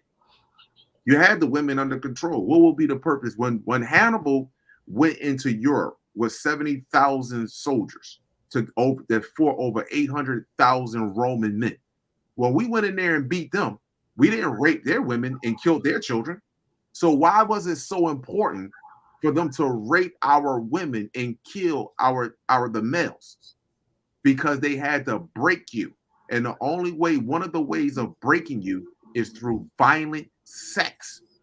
Violent sex breaks a woman. It can make that, you can see even in relationships when women think that like choke me and all this other bull crap. Violent sex breaks a woman. It turns her into something that she's not. More importantly, our women are not used to that. That is not something that you should be content. You should be happy with. You should not something that you should like and feel appreciated when someone is being violent, grabbing you, pulling your hair, like, you know, a lot of bells gonna get, oh, Kala, man, that's what they like. Listen to me. That is slave mentality. That is rape, to be honest with you. That's what that really is. She just converted it into love because she's giving you consent to do it. But if you go back in history, she was never like that at all. Yeah, you kind of ruined that because I mean, I always felt like it was nothing wrong with getting your hair pulled. At least pull the hair. Everything else, I could get it. Yeah, don't choke me because I don't feel safe. Ain't no safe word. We're not doing that. But the hair pull, come on, Kalai. Hold on. Listen to me. I'm not knocking what we should be doing, especially if you're with someone consistently. That's something that y'all grow. That's something that y'all do. That's y'all thing. I'm not knocking that. You understand what I'm saying to you? I just want us to understand the acts that we are performing with one another and where we're getting that from. Do you really love her? Do you really love him? How often do you actually look each other in the face and actually share each other's breath with one another? That's a real big point right there. Granted, we all had that moment where, come on, babe, let's get this in real quick. And we all had that moment. But how many times have a brother or a sister actually lit candles around the bedroom and said, you know what? We're going to sit here naked with one another, face to face, and we're actually going to breathe. Because that's what we used to do. Yes, that's the type of time I'm on these days. You know, when I put myself back on that market, he has to understand that. He has to have that knowledge with him, or we can't go to that next step. That's a whole fact. That's one of my requirements moving forward. That's a necessary thing that has to happen. Yes. Yeah. Yeah. And it just doesn't lie onto you, females. The males have to initiate that stuff too. Because granted, I know when I come around if I'm dealing with my woman, I don't want to talk about what happened out in the society. I want to take me a shower. I want to hear how you're doing, see how you're doing, and I want to get into whatever we need to get into, and then we'll do everything else later on, whatever it's. But we have to be the ones to initiate a more intimate role when it comes to sacred energy exchange. We have to be creative too. It's okay, males, if you decide, hey, look, that's not showing that you're a soft male because you lit some candles and you be like, babe, listen, you're gonna take a shower, we're gonna do this tonight, we're gonna actually breathe, we're gonna actually meditate together. That's not showing your soft side. That's actually tapping into something in her. Whereas though she would never, you're supposed to make a woman never forget you. Not her, and not in a negative way. You're supposed to make her feel like she could never replace you. See, if she could, if you talk about money all day long, that's on everybody's frequency. She can replace you with that. You talk about getting building a business all day long, she can always get that. But that intimate part that you touch in her heart and her mind, she would never, it's hard to replace that. Or she's gonna always be chasing it too. Like a crackhead, like that. Come on. Yeah, she'll be always chasing that, get that high, because it is a high, and love is an addiction. That's right. Excuse me, is an addiction.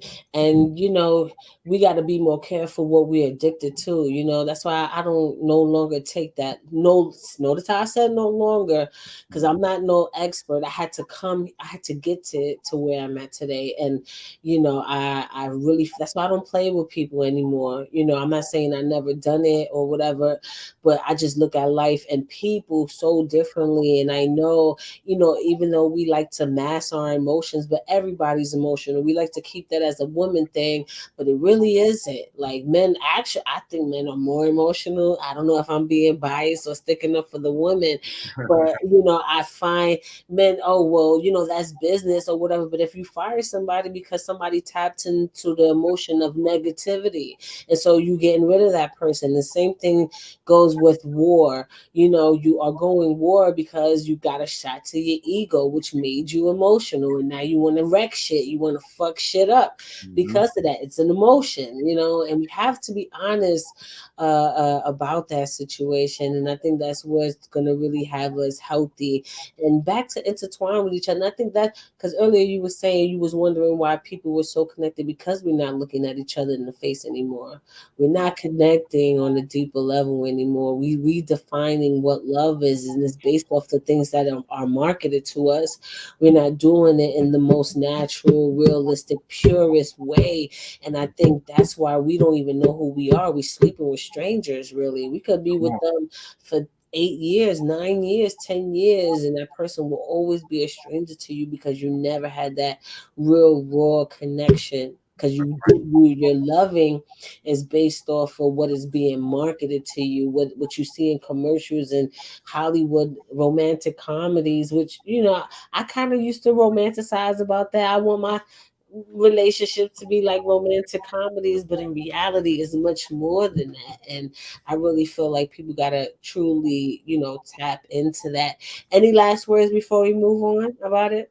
Absolutely. Well, the last thing I want to say, these romantic comedies, when you look at a lot of these romantic shows, these television programs, these commercials, these are all what you would call psychological programs to maintain a species that doesn't naturally connect with one another. When you see these love stories with white folks, when you see these love stories with them getting together and how they fight and care for each other, that's not true. Because if you go back and look at their history, you will see that women actually flee from the white man because he didn't want women. He actually wanted boys. He actually abused their women. They actually had an island called Lesbo Island, where a bunch of white women went there and said, because we don't want to be harmed by you men anymore. So a lot of these television programs, is that the reason why the term lesbian?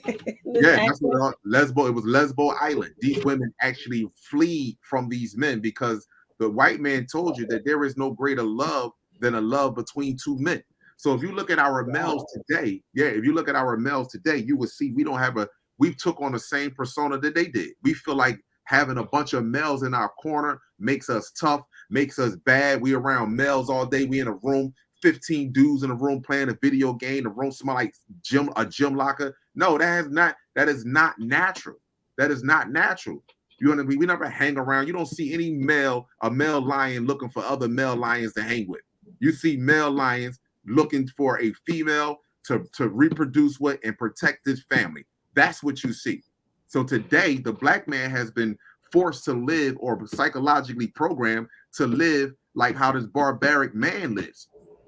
And we call it, and which is very hurtful to us. When I look at it from the clear picture, when I look at it, it's very sad because we believe that because I have a bunch of males in my corner, just look at your rappers. They're nothing but dudes that they hang around with all the time. It's nothing but dudes. It's when you're billionaires that own football teams, that own companies, have nothing but women with them. They have nothing but females with them, and they got you with nothing but men. Yeah, and that's why I say it's marketed that way too, because it's the whole fuck bitches, get money. Yeah, it was lit, but that was false. You know what I'm saying? And then you see men be more loyal to other men than someone who you laying out with every day. You know, yeah, you may have your pillow talk or whatever the case may be, but you will snake your lady, someone who is cooking, providing you nutrients, birthing your children, being that backbone, you know, because we talking about hood dudes and rappers and stuff like that. When you go to jail, that's probably the only person coming to see you outside your mom. You know, when you go into court, that's probably the only one sitting in the pews. You know, you would dishonor her, you would embarrass her, you would do all these things for your dudes in the street. Someone who might turn around and try to fuck your lady when you're not there. You know, someone who probably set you up for the killing or try to rob you or turn you into a lick of some kind. And that's deep for me. You know, how women are being betrayed. And it's not men bashing at all. You know what I'm saying? I'm talking about those who haven't reached their manhood yet. You know, I'm talking about that type of men, because I know there are great men who do exist in this world and they don't get enough flowers. So I just, to the men community that's watching, trust me, I'm not talking about you. If you're a real good understanding male who's tapping into yourself and trying to provide the best life for you as well as your wife, and understand where me and Kalai is coming from, I'm not talking to you. I'm talking about those who haven't mentally and emotionally didn't get there yet. That's what I'm talking to. So yeah, and I find that so strange how you could betray your lady who damn near dies giving birth to your big-headed ass fucking kids, and you more loyal and honest to the dudes in the street, and they probably the reason why you get got half the time. I don't know. It's just weird to me. It gives me gay. It gives me gay a little bit. Absolutely. I totally agree with you. And like I said, anybody that watch my videos know that I don't bash men, and some women even think that I dislike women. And I'm just being honest with you, because I shoot straight down the middle. I don't choose sides. I just point out the obvious that is destroying our species, and hopefully that we can take inventory as individuals and see what's going on. I don't want women to choose boys no more that are continuing to carry the same cycle as the fucking slave master.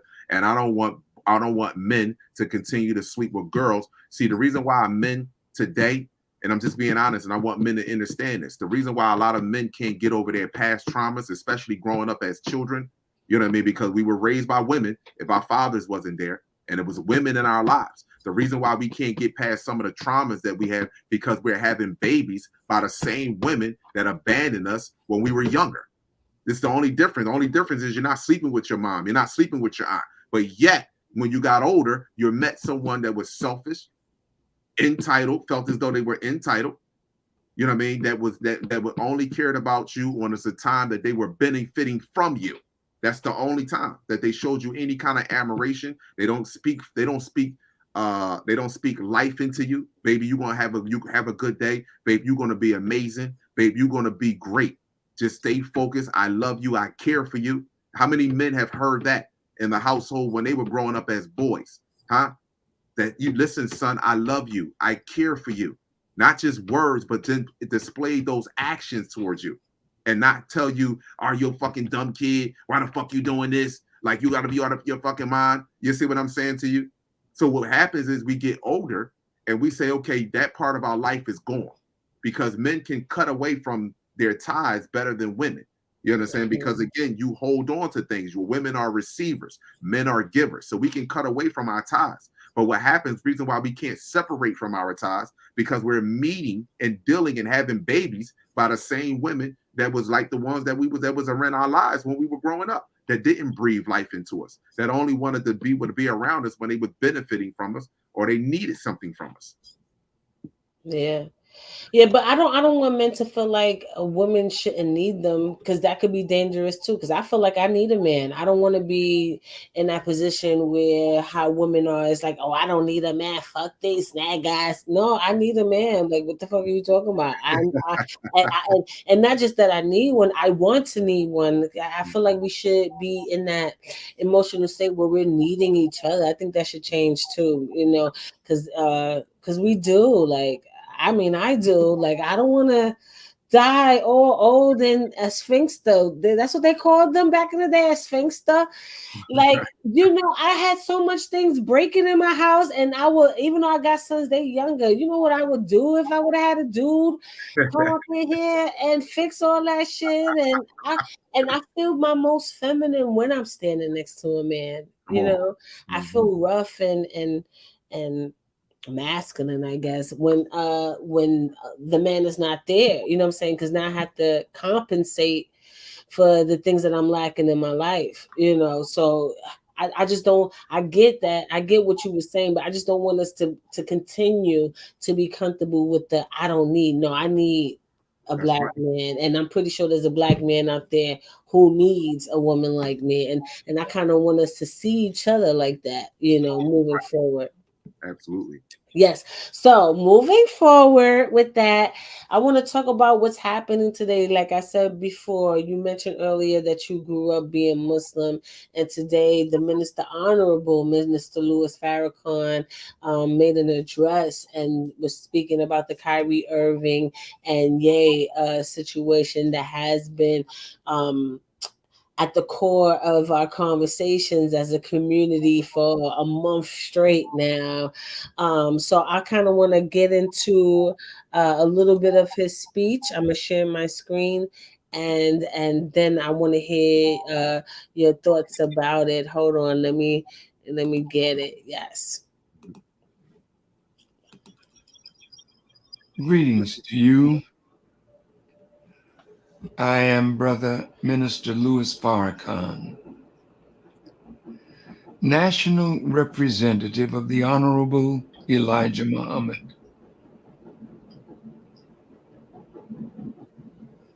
I am speaking this morning to you on behalf of my teacher, the Honorable Elijah Muhammad, and I am sure that my teacher, who is presently on the wheel, these unidentified by others flying objects that are present in this world to bring about the judgment of God. What is he talking about that? Because that's kind of what I kind of want to talk about. What is he talking about that's on the world? And that's not the first time I heard him say some shit like that. I remember years ago, I was pregnant with my first son. My first son, he's 19. And I was pregnant with my first son, and he was speaking in Harlem at a church on 132nd, I do believe, and 7th Avenue. What is the will? Let me tell you this. Here's the thing. We're in the age of Aquarius, whereas the age of awakening, right? Where all that was hidden is going to be revealed. Farrakhan is fully aware that there is a group of species on this planet that has been manipulating genetics. More importantly, understand that other races of this people were created by something else that is still here. And because of the youth is now reading. See, what Kyrie Irving and Kanye West has done has brought light to something that everyone had already felt within. As a child, we all knew that we were greater than what the world has told us. But because we had the parents of slaves, mentally slaves that were capitulated to this world, we loved, because this is why they use love in every song, every movie is love. We never loved before, we value. And when we no longer see the value in something, we were able to discipline enough to cut it off. Like a fly. I can see the value in the fly to a certain extent, but after that, it was no need to deal with the fly no more. I need to move on. And right now, because there's nothing that no one can do and stop what's taking place on this planet. Our brothers and sisters, this is why he had to use Allah, God. Our brothers and sisters are present on this planet, and they are showing themselves through the air phenomenon, through the ocean, through the meteors that are supposedly falling from the sky. All you have to do is pull up Transformers, and when they put it all in the movies. When Optimus called, the rest of the Transformers coming down look like burning flame, look like meteors. But the meteors are changing colors. I never seen so many meteors fall from the sky, but ain't not one large hole has landed in anyone's neighborhood. They say a house caught on fire. Yes, it sparks and flames because we are coming down here. Some of us are coming down through on our own. Some of us are flying through ships that are moving and then being released. The same way Predator came down here.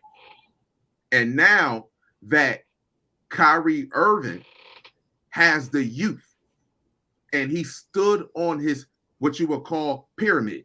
See, when Kyrie Irving said that I will sacrifice millions of dollars before I take you know what, before I take Mother Universe, said, although you have played basketball and you have joined a system that is destroying your brothers and sisters, you took a stance.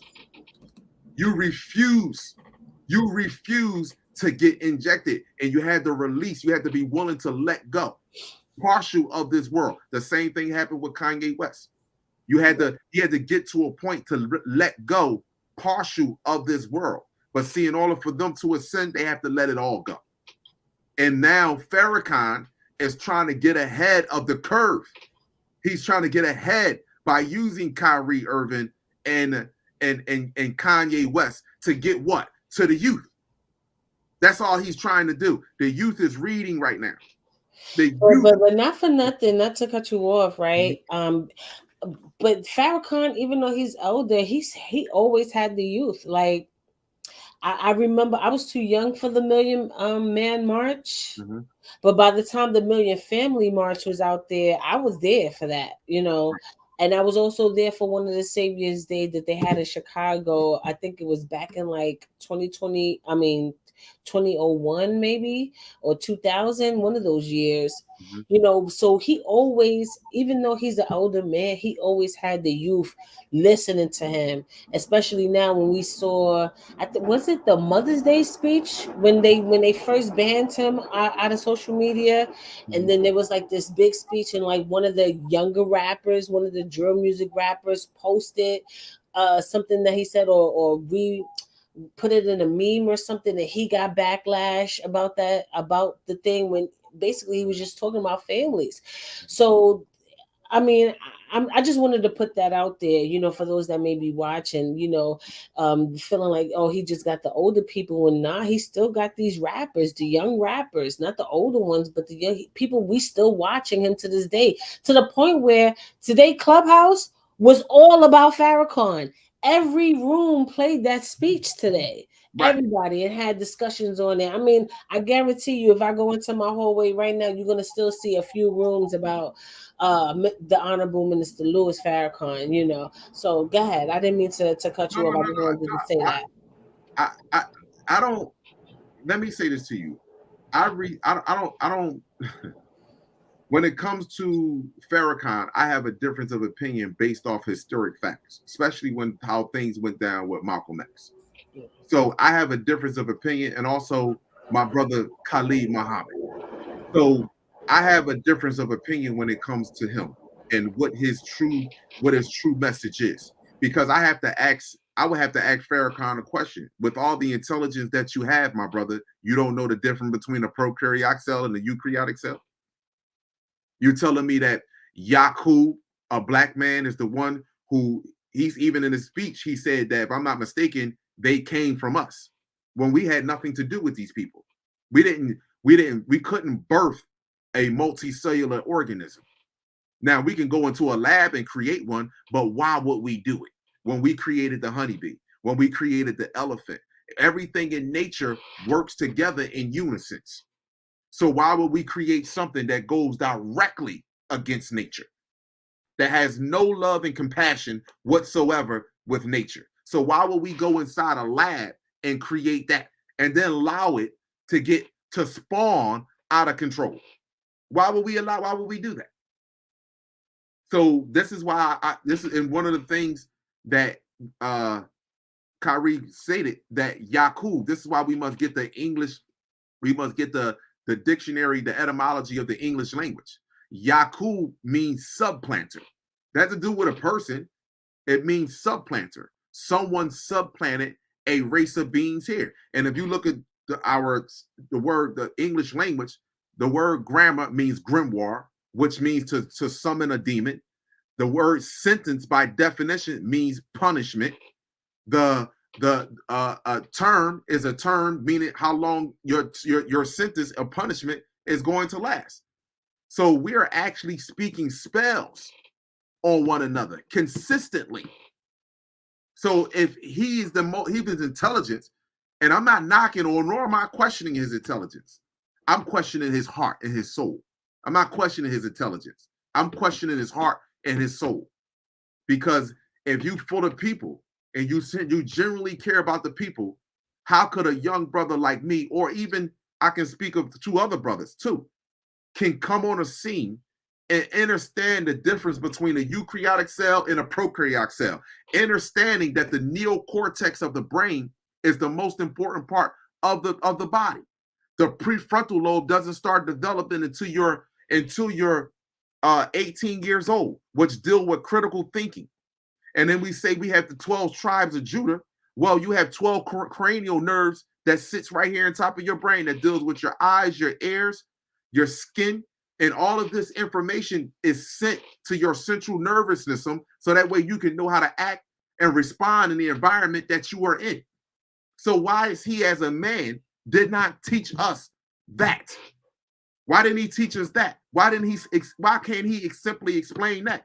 When it's all across the internet, that right now you can search up human DNA mixed with animal DNA, and you won't see you, my mother of humanity. You don't give birth to animal blood. Now you have antigens on your blood because they had to get you sick. This is what antigens just lower our lymphatic system, that makes us more acceptable to viruses and diseases. But you would never birth something that has 4, 5, 6, and 7, 8 different types of animals in its blood that naturally can't reproduce with one another. And why is this such a secret, but it's out in the open? That's what I don't understand. This is why I not just him, any of these leaders that we have placed on some sort of a pedestal, how not you see this? Even as a kid, we can look at other races of people. More importantly, this white race, this Arab race, this Asian race. We can look at them and say they smell different, they look different, they move different, they don't have any type of rhythm to them. They're very dangerous, they're very foul and uncouth. It's a gym here in Philadelphia on the main line. It's called City Line Avenue, the main line. LA Fitness. You should see how trifling that gym is. And it's not because of the brothers and sisters that go in there. It's because of the other species that literally walk around in there. and do some of the most nastiest things inside of that bathroom and in the shower. So again, all of this stuff is plain as day right in front of us. Why didn't these brothers step up to the plate? Because what I'm gonna say this, because they want something. They want to feel this entitlement. Money creates separation. Money puts you on a pedestal. See, it feels good when you have a bunch of people that's worshiping you, a bunch of people that, yes, that feels good, but they all are following you for the wrong reasons, and you're not giving them the ability to follow themselves. See, this is why Jesus was so hated. Even though Jesus, now listen, people get mad, Kala, he never existed. No, he didn't. It was consciousness. But why was he so hated? Because he told consciousness. Because he told every brother and sister, worship your God as I worship mine, meaning believe in you like I believe in me. You can do what my Father do in even greater things. This is what he stated. But yet we ignore that. See? And they don't want to, that's the last thing you would want to do is empower people, you understand, to be on their own, especially when you want that type of power all for yourself. That's a whole fact. And, you know, I think that's why they try to gain control in every aspect of life, even just growing food, even with just collecting water. And I feel like that's the most natural water, the most cleanest water out the sky. Like, yes. So we got to fall to go into the streams and stuff like that. But if it's just coming straight from the sky and collecting it, you know, that's why they don't want us to do those things. And just to go back to what you said, you know, because that always never made sense to me either. Like, if we all are part of this human experience and we all are part of humanity and stuff like that, then why the hell do you blister when you in the sun? Like, why you can't? That never made sense to me at all. Like, what is that? You know what I'm saying? And you find that, and then also too, you know, because the blood is life. Life is in the blood and stuff like that. And I think a lot of these other beings try to procreate with us, and now they have medicine to keep that. Because sometimes where women are having these miscarriages and things like that is because the life form that is within them, they're not supposed to be procreating with the partner that they're with. The body is rejecting that life form, but then they're giving women medicine now to be able to carry that life to full term and able to produce that. So how do you feel about that? Well, that's very true, and I want my sisters to understand something. When they was literally raping and abusing y'all, you died from zoonotic encephalitis disease. You died from that stuff. That's how bad the babies that was growing in your fallopian tubes, we wasn't even able to carry their life. So what happens is now, with all experimentation, they give you what you call a Rogam shot. The Rogam shot. Yeah, the Rogam shot. It tells the placenta to chill out and not to send red blood cells across the placenta and kill the fetus that's inside, the foreign object, because our body has a natural defense mechanism. No matter what we do to it, it's always going to naturally try to fight off what we have, the damage that we have done. We can't go against nature. Nature will always prevail over everything. So they have created a way whereas though Black women now can take Rogam shots, whereas though it again calm down this placenta, the immune system, and tell the placenta to chill out, whereas though the baby can take its natural course and grow and develop. But that goes against nature. So yes, I mean, it's a terrible thing, you know, and I hope my sisters start to wake up and understand that they have us believing that, they have you believing that a financial life, a financial freedom is having a bunch of money and not being and just sitting back in your house and a man just taking care of you. That's not financial freedom. Yeah, but we starting to see. I mean, I always had this overstanding, and I still get a lot of flack for it. But financial freedom, that's an illusion. Yes, it is. That's an illusion. People think, well, I have all this money and I can do what I want and things like that. But you do what you want as long as you fall in the lines of what you're being told to do. That's right. You gotta behave. You gotta behave. Or we're gonna take this thing from you. You know. So how is it financially free? That's what one of the things. Even though I know you have your reservations about the minister, but that's one of the things that he did say. You know, when he was talking about the Kanye part. You know. How they was able to take the so-called billions away from him, and we have to ask ourselves, was it really his if they're able to take it from him? Because he's still a millionaire, and I hate that people saying that he's broke, because he's not. I mean, over $400 million, that's a lot of money still. Like, Right. people don't even got $40 right Exactly. now. But this nigga got over 400 million. That's a lot. So, you know, I guess the other things of his assets that made him a billionaire was tied up into the industries or wasn't concrete yet. So they was able to take that from him.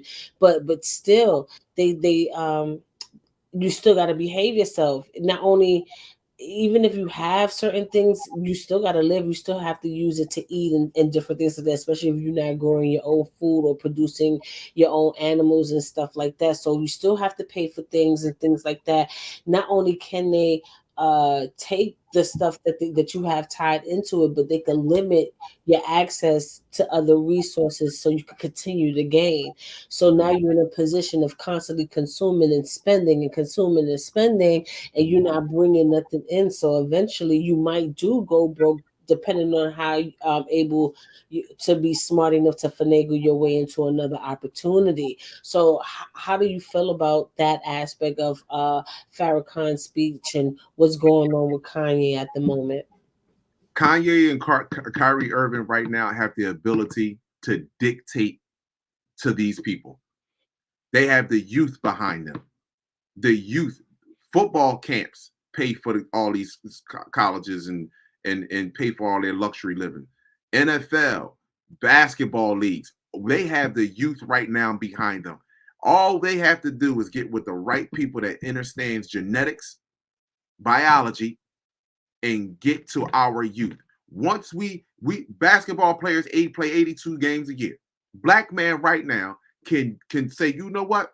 We ain't playing basketball no more. We ain't playing football no more. And you will watch how fast these people will fold up. You can go from 82 games and say, I'm only playing 20 games, and you're going to still pay me the same amount of money. But see, what happens is, because we are in fear, we believe that we can't exist without these people. We believe somehow or another, we believe these people are creating electricity. We believe these people are creating fruits and vegetables. All of this stuff comes from the earth. Everything comes from the earth. So all we have to do is get what they would get with your mic is cut off. And from us in return, I just wanted to add that before you move over. But Yes. Go ahead, finish. Yes. All we would have to do as a whole is, if Kyrie Irving, and forget the adults, they want to continue to play basketball, fine. We can several times with them, because see, they're going to get old and they're going to stop playing eventually as well. But if you cut the youth off, hey, listen, we can dictate to them how we want to do this. We don't even have to play for them no more. We ain't got to play. We mothers, stop encouraging our children to go to these basketball camps. Stop going to these football camps. Stop allowing these coaches to come inside of these scouts to come inside your house and say your kid can do this. Stop allowing that to take place, because we mentally believe that we are in poverty. We mentally believe that we are poor. This is all designed for you to believe this. And if you believe that you are poor, and you believe that this a square house, which is everything a square, the wall, your ceiling is a square, your doors a square, the book is a square, the TV is a square, the laptop is a square, your cell phone is a square, everything's a square. And if you understand what a square is to hold and contain energy. It doesn't allow energy to flow. So all you have to do is, they have the ability right now to connect to the youth. This is why they want to embarrass Kyrie Irving.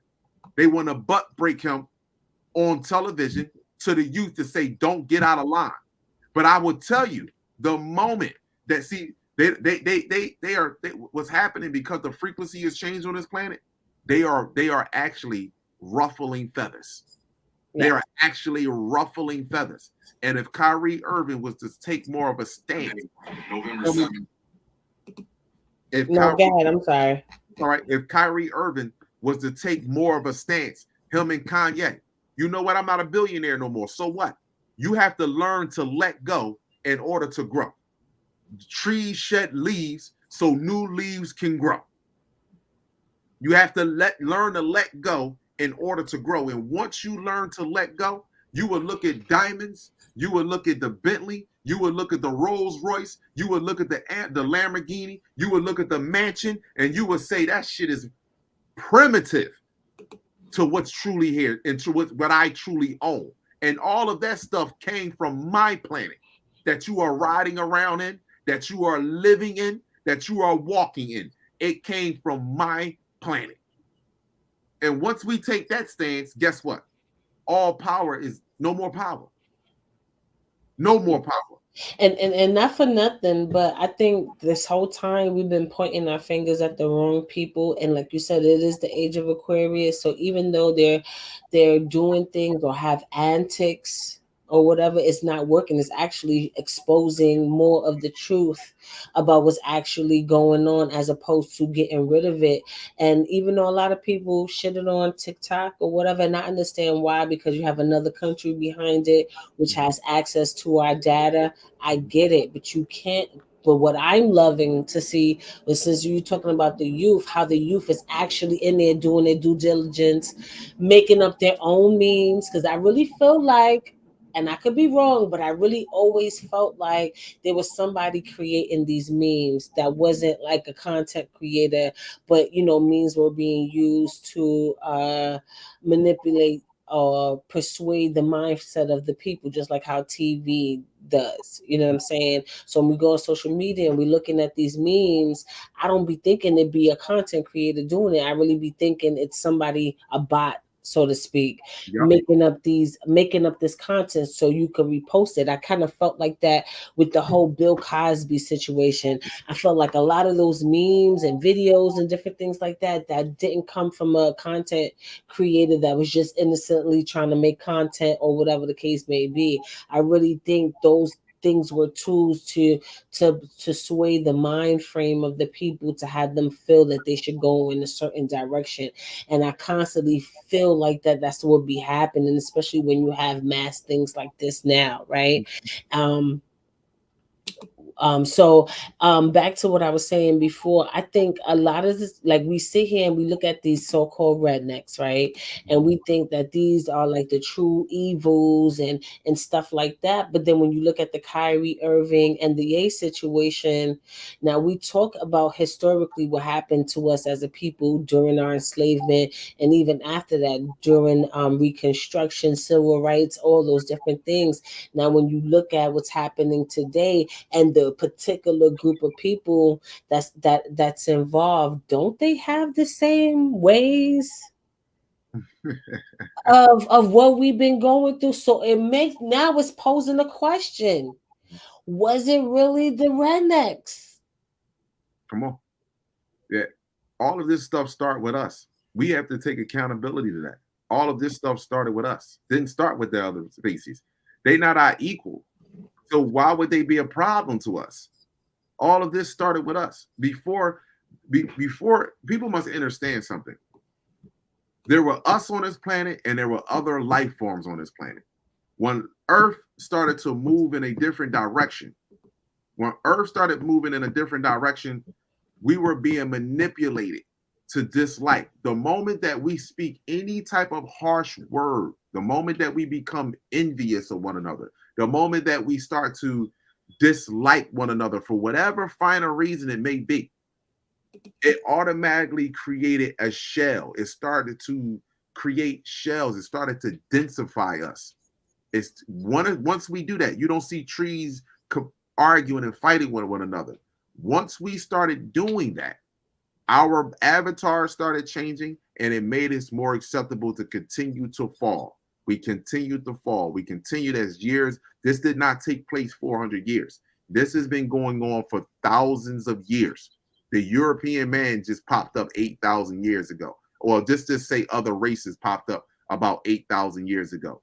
This is our deepest fall. But before then, my brothers and sisters, we had feuds with one another. Just like when you look at Black Panther, tribes was feuding back and forth with one another to do what? To be the head Black Panther.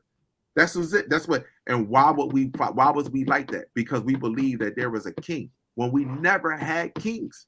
Males were kings of their families, not of a whole group of people. We were never like that. Every animal in nature, every honeybee, every ant knows how to take care of itself and knows that the number one priority is to maintain life. That's the number one. We had mothers. The head was always the mother, not males feeling though that they need to rule or guide a bunch of grown other people. No. That's why I say in this age of Aquarius that we're moving forward, there will be no one that cannot stand as a single cell and contribute to the collective consciousness. There will not be one person that move into glory that cannot stand as a single cell and contribute to the collective consciousness. Everyone that feels as though that they need a teacher, they need a leader, they need to follow someone, oh no, you're a detriment to our species because then you're easily manipulated. Yeah. I mean, I think we all have leader qualities. I think sometimes you have to like let people play the role that they're great in, like as a collective, right? I don't know how to I know how to build things, but not like houses and shit, right? So if we're in the collective, I got to look at the people who are doing it and have to take that leadership role. I think leadership does have a quality or aspect of it that we can definitely take advantage of. You know what I'm saying? When we do come together as a community, it's just with everybody's ego right now and the individual mindset of society, because let's keep it real, in America, that's the mindset they try to keep people on. Oh, it's all about you, that selfish shit. Me, it's and you saw that with this pandemic, you know, instead of us coming together as a community and making a decision for our health. Right. A lot of people was like, listen, I gotta do what I gotta do for me and mine. Fuck all y'all niggas. You know what I'm saying?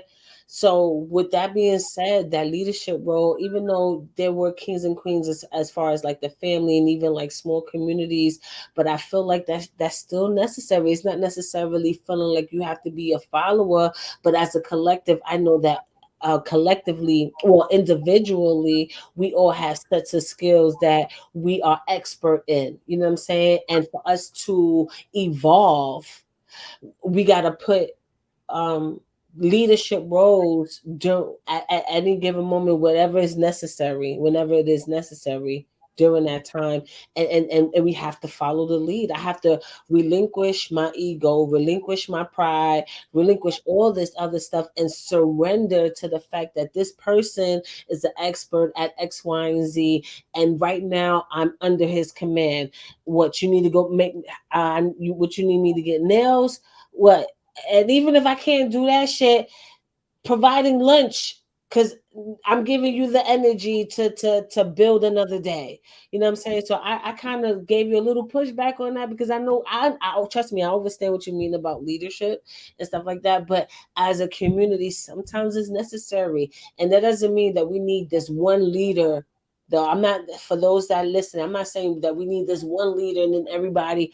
No, we all are leaders. It's just that sometimes you got to know when to sit the fuck down. Like, you know, you're not a leader at this moment because you don't know what it is to accomplish this goal. We need this person to rise up and take the leadership hand, because we need to accomplish this specific task at this time, and these are the people who know what they're doing when it comes down to this. And we have to humble ourselves to sit back and actually do what is told, as opposed to always being the one doing the telling all the time. And I think we always have a conflict in that. But go ahead, tell me what you think about that. All right, now I understand exactly what you mean. This is what I mean by as far as the leadership. Like, for example, I mean, lead by example. For example, let's just say I was able to levitate, and somebody saw me levitate, and they said to me, "Hey, man, I want to learn how to levitate." And I said, "Well, listen, you tap into your energy." But somebody, that individual, already believes and trusts in themselves that they can do it. I can do this. You understand what I'm saying? I need you just to give me some hints and clues on how you done it. And then I'm going to go work on myself so I can do it. That's what I mean by a leadership or leading by example. Then you have sharing information and resources. I agree with you. Right. Then you have people that say, well, see you hunt to get a fish, and then you bring the fish back, and they don't, oh, you just got the fish, okay, and they're content with that, and they're just eating. You see what I'm saying? That means that person doesn't want to be better. You feel what? Doesn't believe in trust in itself. A person that says, hey, listen, how did you do that? Okay, that's how you did it. So just like for me, for example, I didn't know anything about anatomy. How did you start to learn about anatomy? I ordered X, Y books and I started reading. Okay, cool. Now let me go order these books and let me start reading. See, if I would have just sat there and then I hit play and watch the person talk about anatomy all day and talk about our genetic makeup and how our connection is to the sun, then how would I begin to grow as an individual? Now I become an enabler. Now I'm just sitting back and allowing someone to exert their energy all day, and all I'm doing is sucking that energy up and feeding myself and not actually building myself up. Because the only way I'm going to build myself up if I go put the work in myself. I'm going to look at you and see how you done it. I'm either going to ask you questions, and then I'm going to say, okay, let me go. I didn't ask you enough questions. Let me go put this work in and try. After I go try it a few times, if I can't do it, then I'll come back and I'll say, hey, again, I'm trying. And you might give me another tip. This is what you should do.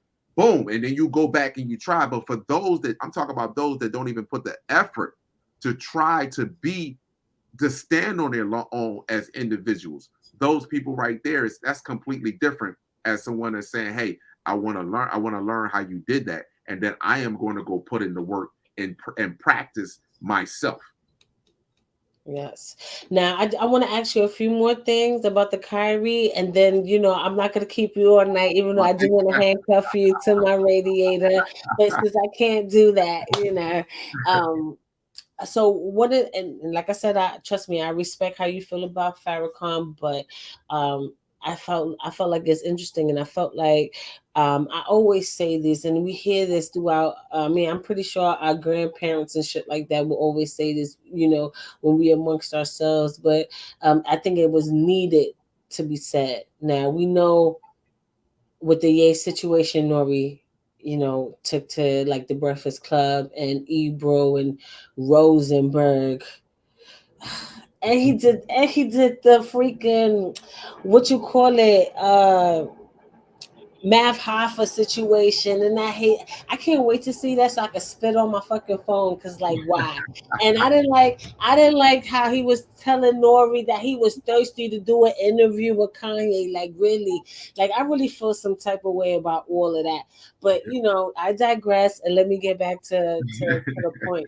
So Nori went and did that. He was claiming that nobody told him to do that, but I feel like it was pressure applied, and he felt like he came up with that brilliant idea, but he really didn't. And now with Kyrie Irving, you see LeBron James, step out with the 42, which I feel like is symbolic.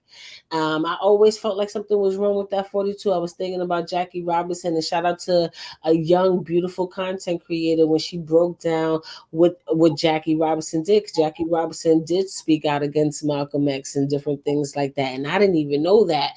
Mm-hmm. So I'm glad she did that and really broke that down to the T. So with all that being said, Farrakhan also in his speech was talking about how we got to stop talking out against each other, especially publicly. You know what I'm saying? Now, I get some of the argument when people was like, well, if LeBron James would have never said anything, then they would have started to insinuate that he is supportive of of Kyrie if he would have been like, I plead the fifth or whatever the case may be. But then you saw his actions with Ye with not posting the interview, which I feel like he should do, because look, Tucker Carlson posted the interview. Lex, whatever, I forgot his name is, posted his, and he's Jew. So why you couldn't? And it wasn't, he was saying the same exact thing. So, and didn't apologize. So how do you feel about that notion of LeBron James coming out, speaking out against Ye? So did Charles Barkley and Shaq, and they called him idiots and stuff like that. And then what Farrakhan is saying, we have to be more mindful about airing out each other's laundry. Now, granted, I do believe we're not going to always get along with each other. We're people. You know what I'm saying? We're going to fight. But right now, they're trying to flex their white power against our brothers, and this should be a time, even if you disagree with some things, but still show that support and then get back to fighting when all that shit is over. So I just want to get your mind frame about that notion, and how do you think we should moving forward? Well, one of the things to control a slave is that you have to get his own brothers and sisters to put him back in line first. You got to get them to turn against him first. And once you get your own brothers and sisters to turn against you, then it make it easier and acceptable for the slave master to come in and do his just duty. Now, when I look at Charles Barkley and LeBron James, and I look at Shaquille O'Neal, if you can pull up and search this up, anytime that the artificial race convince you to dress up and look like a woman, and you accept that look as a man to promote whatever he tells you to promote, then that lets me know there that you're not mentally stable in your right mind, and you're just a grown kid. You're a grown kid that's easily manipulated to carry out low acts. So I don't have any respect for Charles Barkley, Shaquille O'Neal, even before they even spoke out regarding this. I didn't have any respect for Charles Barkley, Shaquille O'Neal, or LeBron James, to be truthful and honest with you, because they never did anything for our children. They don't do anything for our children. They say the game is X's and O's, but again,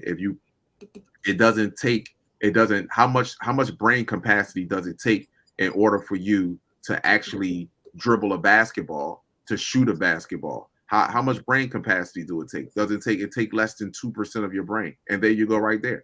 So when you have men that are jonesing for money, fame, and fortune of what you would call the devil, because the devil will promise you it all. When you have them jonesing for that, then and you can convince grown men to actually take pictures like that, they're not going to get no backlash from women. You know why?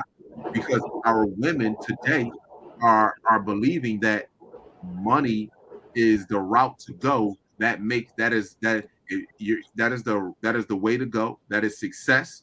And no matter what, they would justify these actions as men. Hey, I had to put that on because I'm supporting women. You can support women in a whole nother different light than actually dressing up and looking like one. And Shaquille O'Neal and Charles Barkley, LeBron James with the long hair, okay. But Shaquille O'Neal and Charles Barkley, especially those two outfits that they had on, and Barkley and yeah, they went all out. Yeah, they went all. Shaquille O'Neal went all out like that. Like somebody auntie. Come on. Yeah. See, and that there for me is like zero respect and at all. First of all, no respect and values and morals for themselves. For one, you're playing basketball. What does it got to do with you dressing up like a woman? How can somebody convince you to do that? Other than the fact that you're looking for fame and fortune. I'm gonna give you X amount of dollars, and this is what you have. This is what you're gonna have after you do this, and that's all it is. And LeBron James, I don't expect for him to speak up and support Kyrie Irving. I don't expect none of them to. Stephen A. Smith, all of them. I don't expect none of them. I mean, Stephen A. Smith, he tried to come up with something. I mean, because the repercussion is that bad. I don't want there's rumors of Kyrie retiring, but I don't want him to retire. I don't. And shout out to the Hebrew Israelites. I just want to just give the big ups right now to my city, New York City. And I felt like a traitor not being there, because I was definitely there when he was speaking out against the jabs. I was one of those people that was coming through those barricades and going into the Barclays and everything like that, right? But yesterday they had another rally for him, because one thing that they always say is, oh, he's doing all this other stuff, and then they'll have the support of the people, and that's the most furthest thing from the truth possible, because what the media won't show you, especially black media who's kissing ass, like the Shade Room. And yeah, I said it. I know I'm on LinkedIn going live right now. I know I'm on Twitter right now. I really don't care, because I hate and Hollywood, Access Hollywood, and Baller Alert. I feel like a lot of you, the Yahoo media. All right, because when this world was attacking us, y'all co-signed it. Even when Ye was on the I forgot his name, the chubby dude. The chubby dude, when he was doing the interview with him, y'all manipulated y'all footage to make it seem like Ye actually apologized when he really didn't. He only apologized for hurting people, and so did Kyrie. They didn't apologize for what they said. And the fact that you manipulated your footage and did things to make your readers or your followers think something different, that's crazy as hell. And I no longer respect you as a company or the things that you do as far as journalism, because journalism is supposed to be able to be unbiased to the situation and actually expose the truth the best way you can, shed light to the truth, whatever that may be, at the best way you can. But we see, you claim you are black media, but we see what side are you on. And I say that to say, during when we was protesting out there against the jab and stuff, y'all were nowhere to be found. Y'all didn't even if y'all couldn't be there physically, y'all repost other people's shit. Y'all didn't repost nobody that was actually there, especially people who were of celebrity status. Didn't do it at all. During the vaccine, the jab part, y'all posted us going through the barricades and things like that. And then when I'm looking at your comment section is saying, well, why they're not there in City Hall? Why they not there in Governor's Mansion? Why they not there at this place, that place? Well, we were there. Where were you? Where were you? Where were you when we was crossing the Brooklyn Bridge with the fire department and the police, because people were losing their jobs, with New York Teachers for Choice? Where were you? Where were you when we was in not City Island, City Hall, and had everybody out there getting spit on, marching from City Hall all the way to Times Square, 14th Street, things like that? None of you guys were there. None of you covered that situation, whether it had to do with the vaccination or now that Kyrie is facing this suspension. Where were you at last night when they had all the Hebrew Israelites and everybody putting out anti-Semitism pamphlets on giving you the true history behind that, and all the speakers that were out there in front of the Barclays Center last night? It was definitely going down. Where were you? I mean, I think you would be there, especially if this thing affects black people and you claim yourself to be black media. I don't get it. I'm sorry for the rant. I just had to put that out there, especially, since this is so fresh and new, because I'm sick of it all. I'm sick of people that don't live in New York or don't live in places when these things are happening. They are under the oppression that nobody's actually by their side. Nobody cares. And then when you also got to take into consideration, because they're celebrity, it's a pecking order. I'm pretty sure they have their managers and all this other stuff to protect these celebrities and artists from people that may be crazy. So, is that kind of thing that we're dealing with too. But trust me, if I had access to these people, they would know that the people is actually there for them. And trust me, I don't doubt one moment in my mind that they don't know that they have the people on their side. It's you mass manipulators out there that make pull out the false narrative that they don't have the people by them side, because more often than not, I mean, of course you have your coons every now and then, but when you really read the comment section, everybody is for Ye, everybody is for Kyrie, and we are overstanding the truth of the history of what's happening here. And right now we're watching 1783 play out in front of our faces right now. We are watching it. We don't have to have the physical chains anymore. We don't have to be on the plantation. I mean, but you know, technically we basically are, because the whole world is the plantation if you really want to get technical about the families who really run it and what background they come from. But you know, I'm sorry I did that little rant. I just had to get that off my chest because it was crazy. But yeah, so you know, what do you got to say about that? Because I said a lot just now. No, that's fine. Listen, like I said to you before, we have everything started with us. So we have a group of people who are still here on this planet that believe in this white man's dream, believe in this money, they believe in this lavish lifestyle. So the one thing that's always going to hold us back is our own. The other races are not holding us back. We're holding ourselves back. Yeah. But I want them brothers, I want those stations, and I want them brothers to understand one thing. You're not paying attention to what's going on with the planet. I want people to understand this. Mother is the best teacher of all. We are those people that are in Hollywood, those people that have the money, those brothers and sisters that talk down and didn't, you know, separated themselves from us, that every hard working people that lives in these, what you would call the hood, they're going to come back to us because, see, money is going. They know this. They know this. It's not going to be any crypto. This money system is, this totalitarian system is gone beyond good taste and reason both. And it's going to be gone. And you're going to be forced to come back to your brothers and sisters that has been living in this with this tyranny for quite some time that you have supported. And I don't think you're going to be welcomed with the open arms as if you're welcome right now because you have millions of dollars in security with you. It's going to change. It's going to change dramatically. We're going to find out who we are in the darkness. We're going to find out who's the stars and who's really dark in the darkness.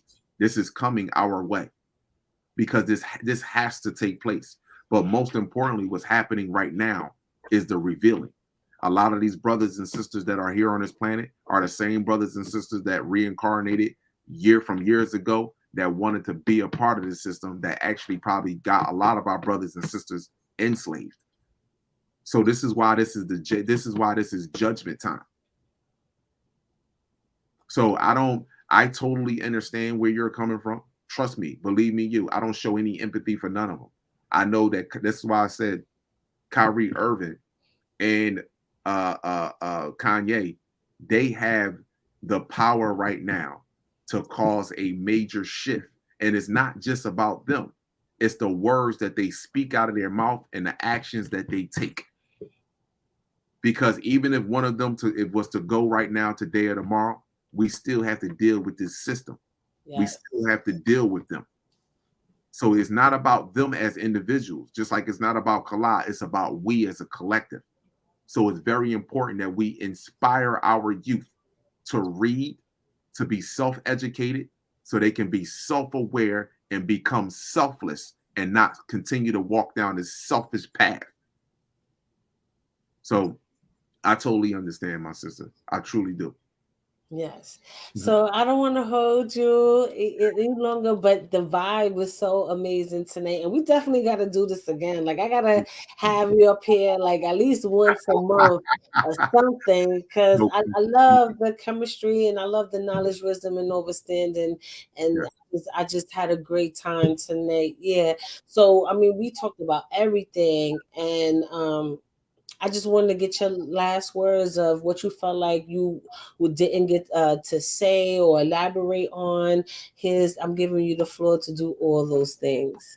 Well, the only thing I want to say to the mother of humanity, I want to thank you for giving birth to this suit right here, because every Black woman is connected.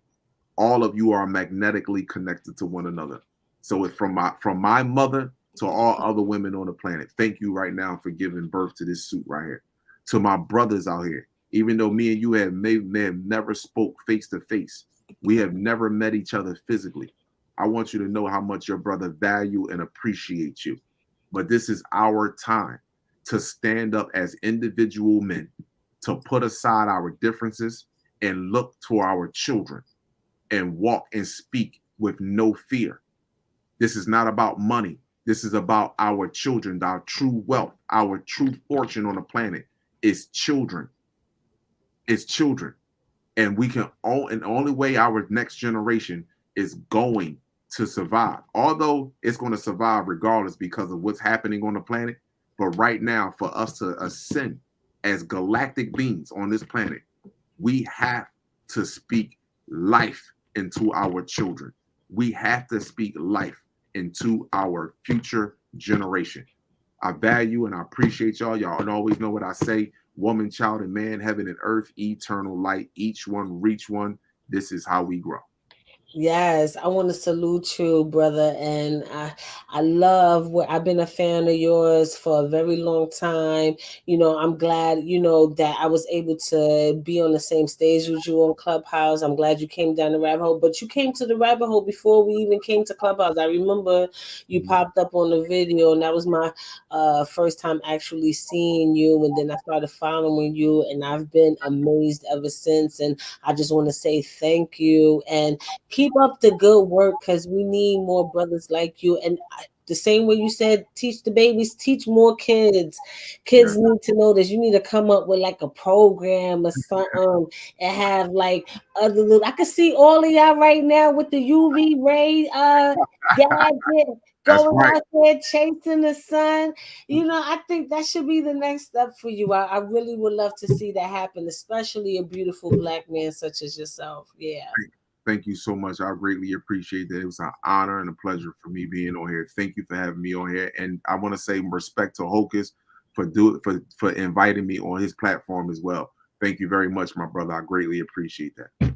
Yes, yes. And with that being said, I salute you and I see you next time. We got to do this again. Can we do this again? Oh, definitely. You already know. Security, I know you in the building. Don't make me stalk you for him, because I will. Security. Definitely. Thank you. Okay. All right. Have a good night, brother. Peace and blessings to you. Absolutely. Same to you. One love. Yes. Yes, y'all. Another amazing Thursday. Yes. And I hate saying the days because I know I upload this later on, probably like tomorrow or on the weekend or something, to all my other platforms. So I really try my best to be more conscious about not saying the days or the time or if it's a holiday or not, just to keep it mutual. But I want to say shout out to everybody that was definitely tuned in. You saw, if you was here, we had Satish Robertson, the trumpet player, definitely in the building. And he played, he was the opener. He played during an intermission. And I'm going to keep trying my best to have that continuously for us as we go through these dope discussions as well as debates. Russ Rab is ducking me right now. Yeah, I said it. He's ducking me because he ain't want that smoke that I gave him the last time. But it's cool. I digress. We're going to have other amazing guests to come through with that knowledge, wisdom, and understanding and historical factors that is all a part of our culture. Whether I'm interviewing hip-hop legends or the future legends of our philosophical world, trust me, all of these are different components of our culture. Because that, when you look at hip-hop, that's the other missing element, is knowledge. And without knowledge, you don't have anything. No music, no family, no nothing. Knowledge. And I just want us to get to the point of us having right knowledge. Right knowledge is very crucial and important, because right now people are just believing anything. People turn on that idiot box and just consume anything. And we got to stop that. Go consume the sun. Go consume a different type of diet. You know, I know, some old habits are hard to break, but all it takes is one step. One step. If you are a soda drinker, at least drink 1 glass of water throughout the week, and then make a step to make it 2 glasses. And the next thing you know, you're getting rid of that shit. I'm not telling you about meats and stuff like that, but try to go to your butcher shop to get meat if you're not a vegan. Try going or get more grass fed, more natural stuff. Go support the farms because you know they're trying to shut down the farms because they want you to eat all these meats and stuff that is in the lab and stuff. Go to your local farms. Go look at farmers markets and things like that and get your stuff from them. You know, and for those that feel like farmers market and farms and things like that are expensive, they're really not. That's a misnomer. As buying fruits and vegetables is cheaper than buying meat. It is. Even the cheap meat, you know, I'm just saying. And for those who don't have it like that, they do accept SNAP benefits, especially at the farmers market. I see those signs all the time. So figure out the schedule. Let's start eating real whole foods, not this crap that they have up here.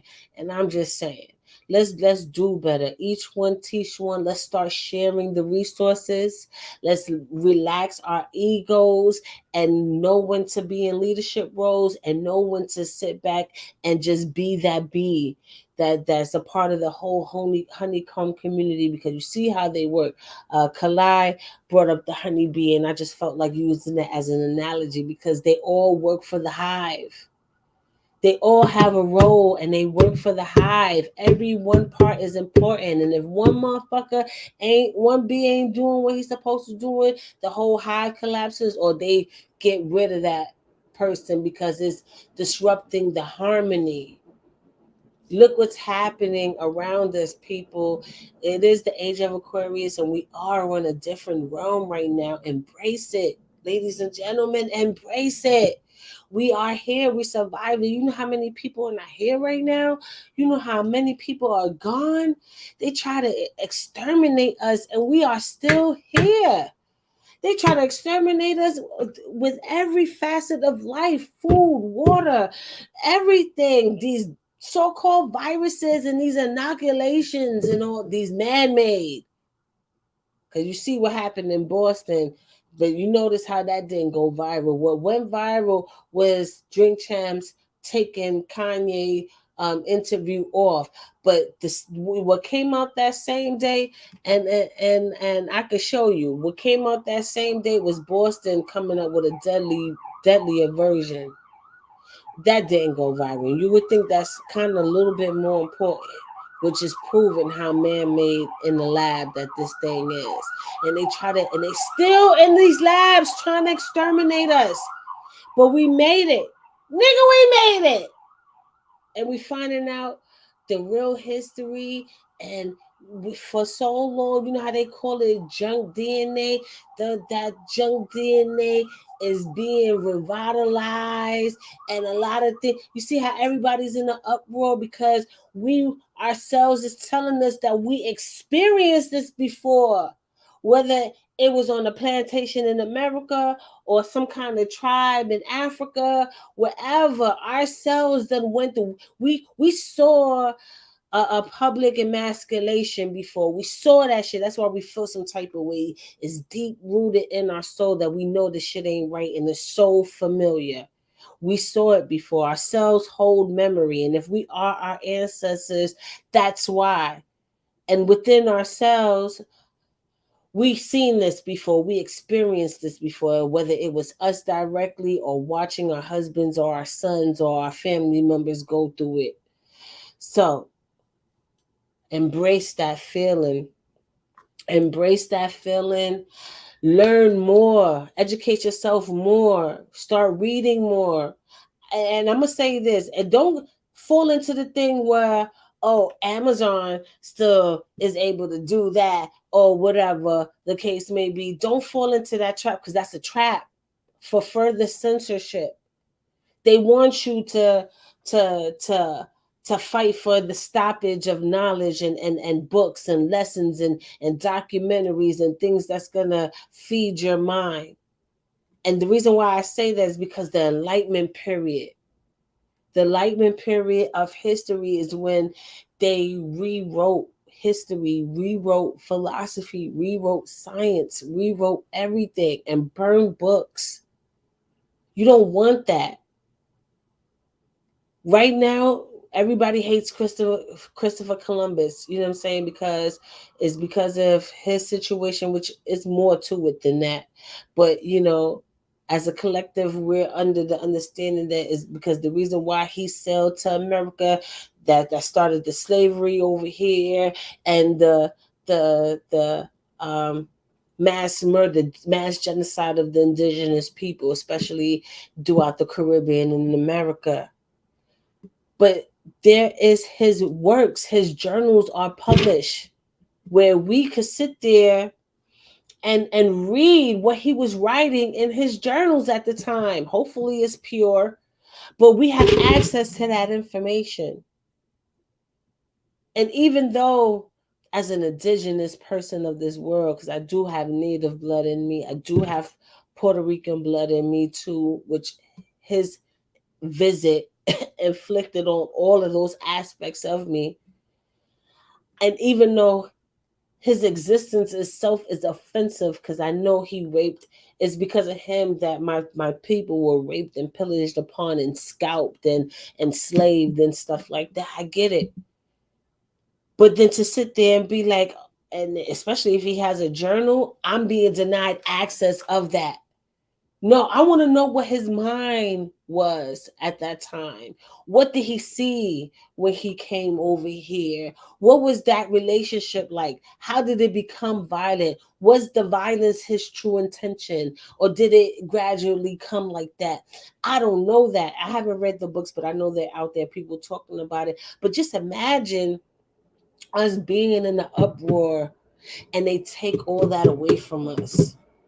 I think the true understanding or true wisdom comes from knowing all levels of history, all levels of science, or whether you are offended by it or not. Those things should be allowed to exist, no matter how offended. And if you're offended by it, move on. Don't look at the documentary. Don't read that book. Live your life like those things don't exist, that don't matter to you. But don't stop certain things from existing or whatever. Because I think we all, even Jewish people, should read Hitler books. I think that's very important. Especially today's the youth of them should read that. I think I don't know, the Christians should read Constantine and all of that.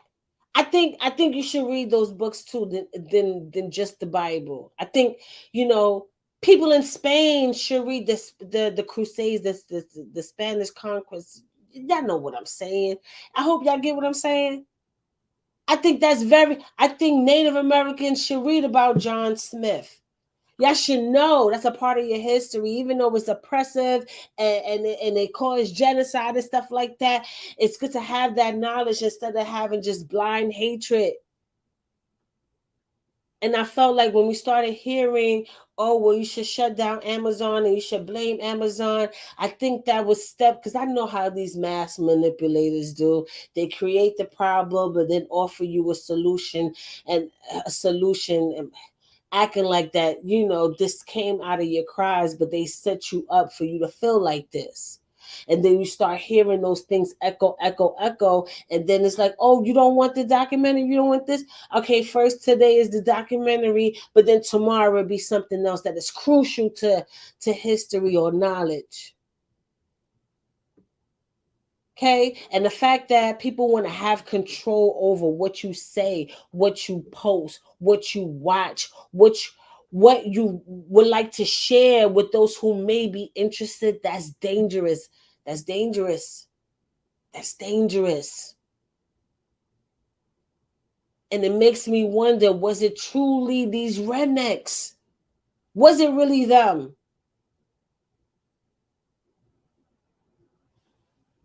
I got questions now.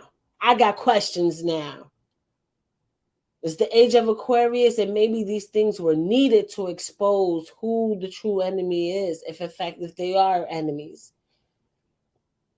Or if this is the mindset of these people, now we know, and we got to change that shit and act accordingly. Period. And, you know, I don't care who I offend. I'm offended by all of this shit. I'm offended. I got to pick and choose what I got to say. I'm offended. But I'm not going to be long-winded. I just wanted to give you my little last words. You know what I'm saying? And like I said, I just want to thank everybody for tuning in with us tonight. We had an amazing show.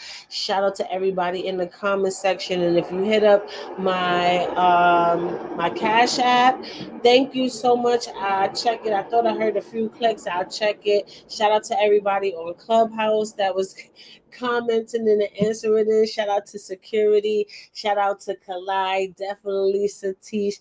And I can't wait to me and Kalai do this again. We have to do this because it was amazing. With that being said, peace, love, and I salute all of you guys. And I wish you guys a great weekend. See you next time. Thank you for watching. Like, comment, and share. But most importantly, subscribe and hit that notification bell. ChaChaLive.media. Let's get it.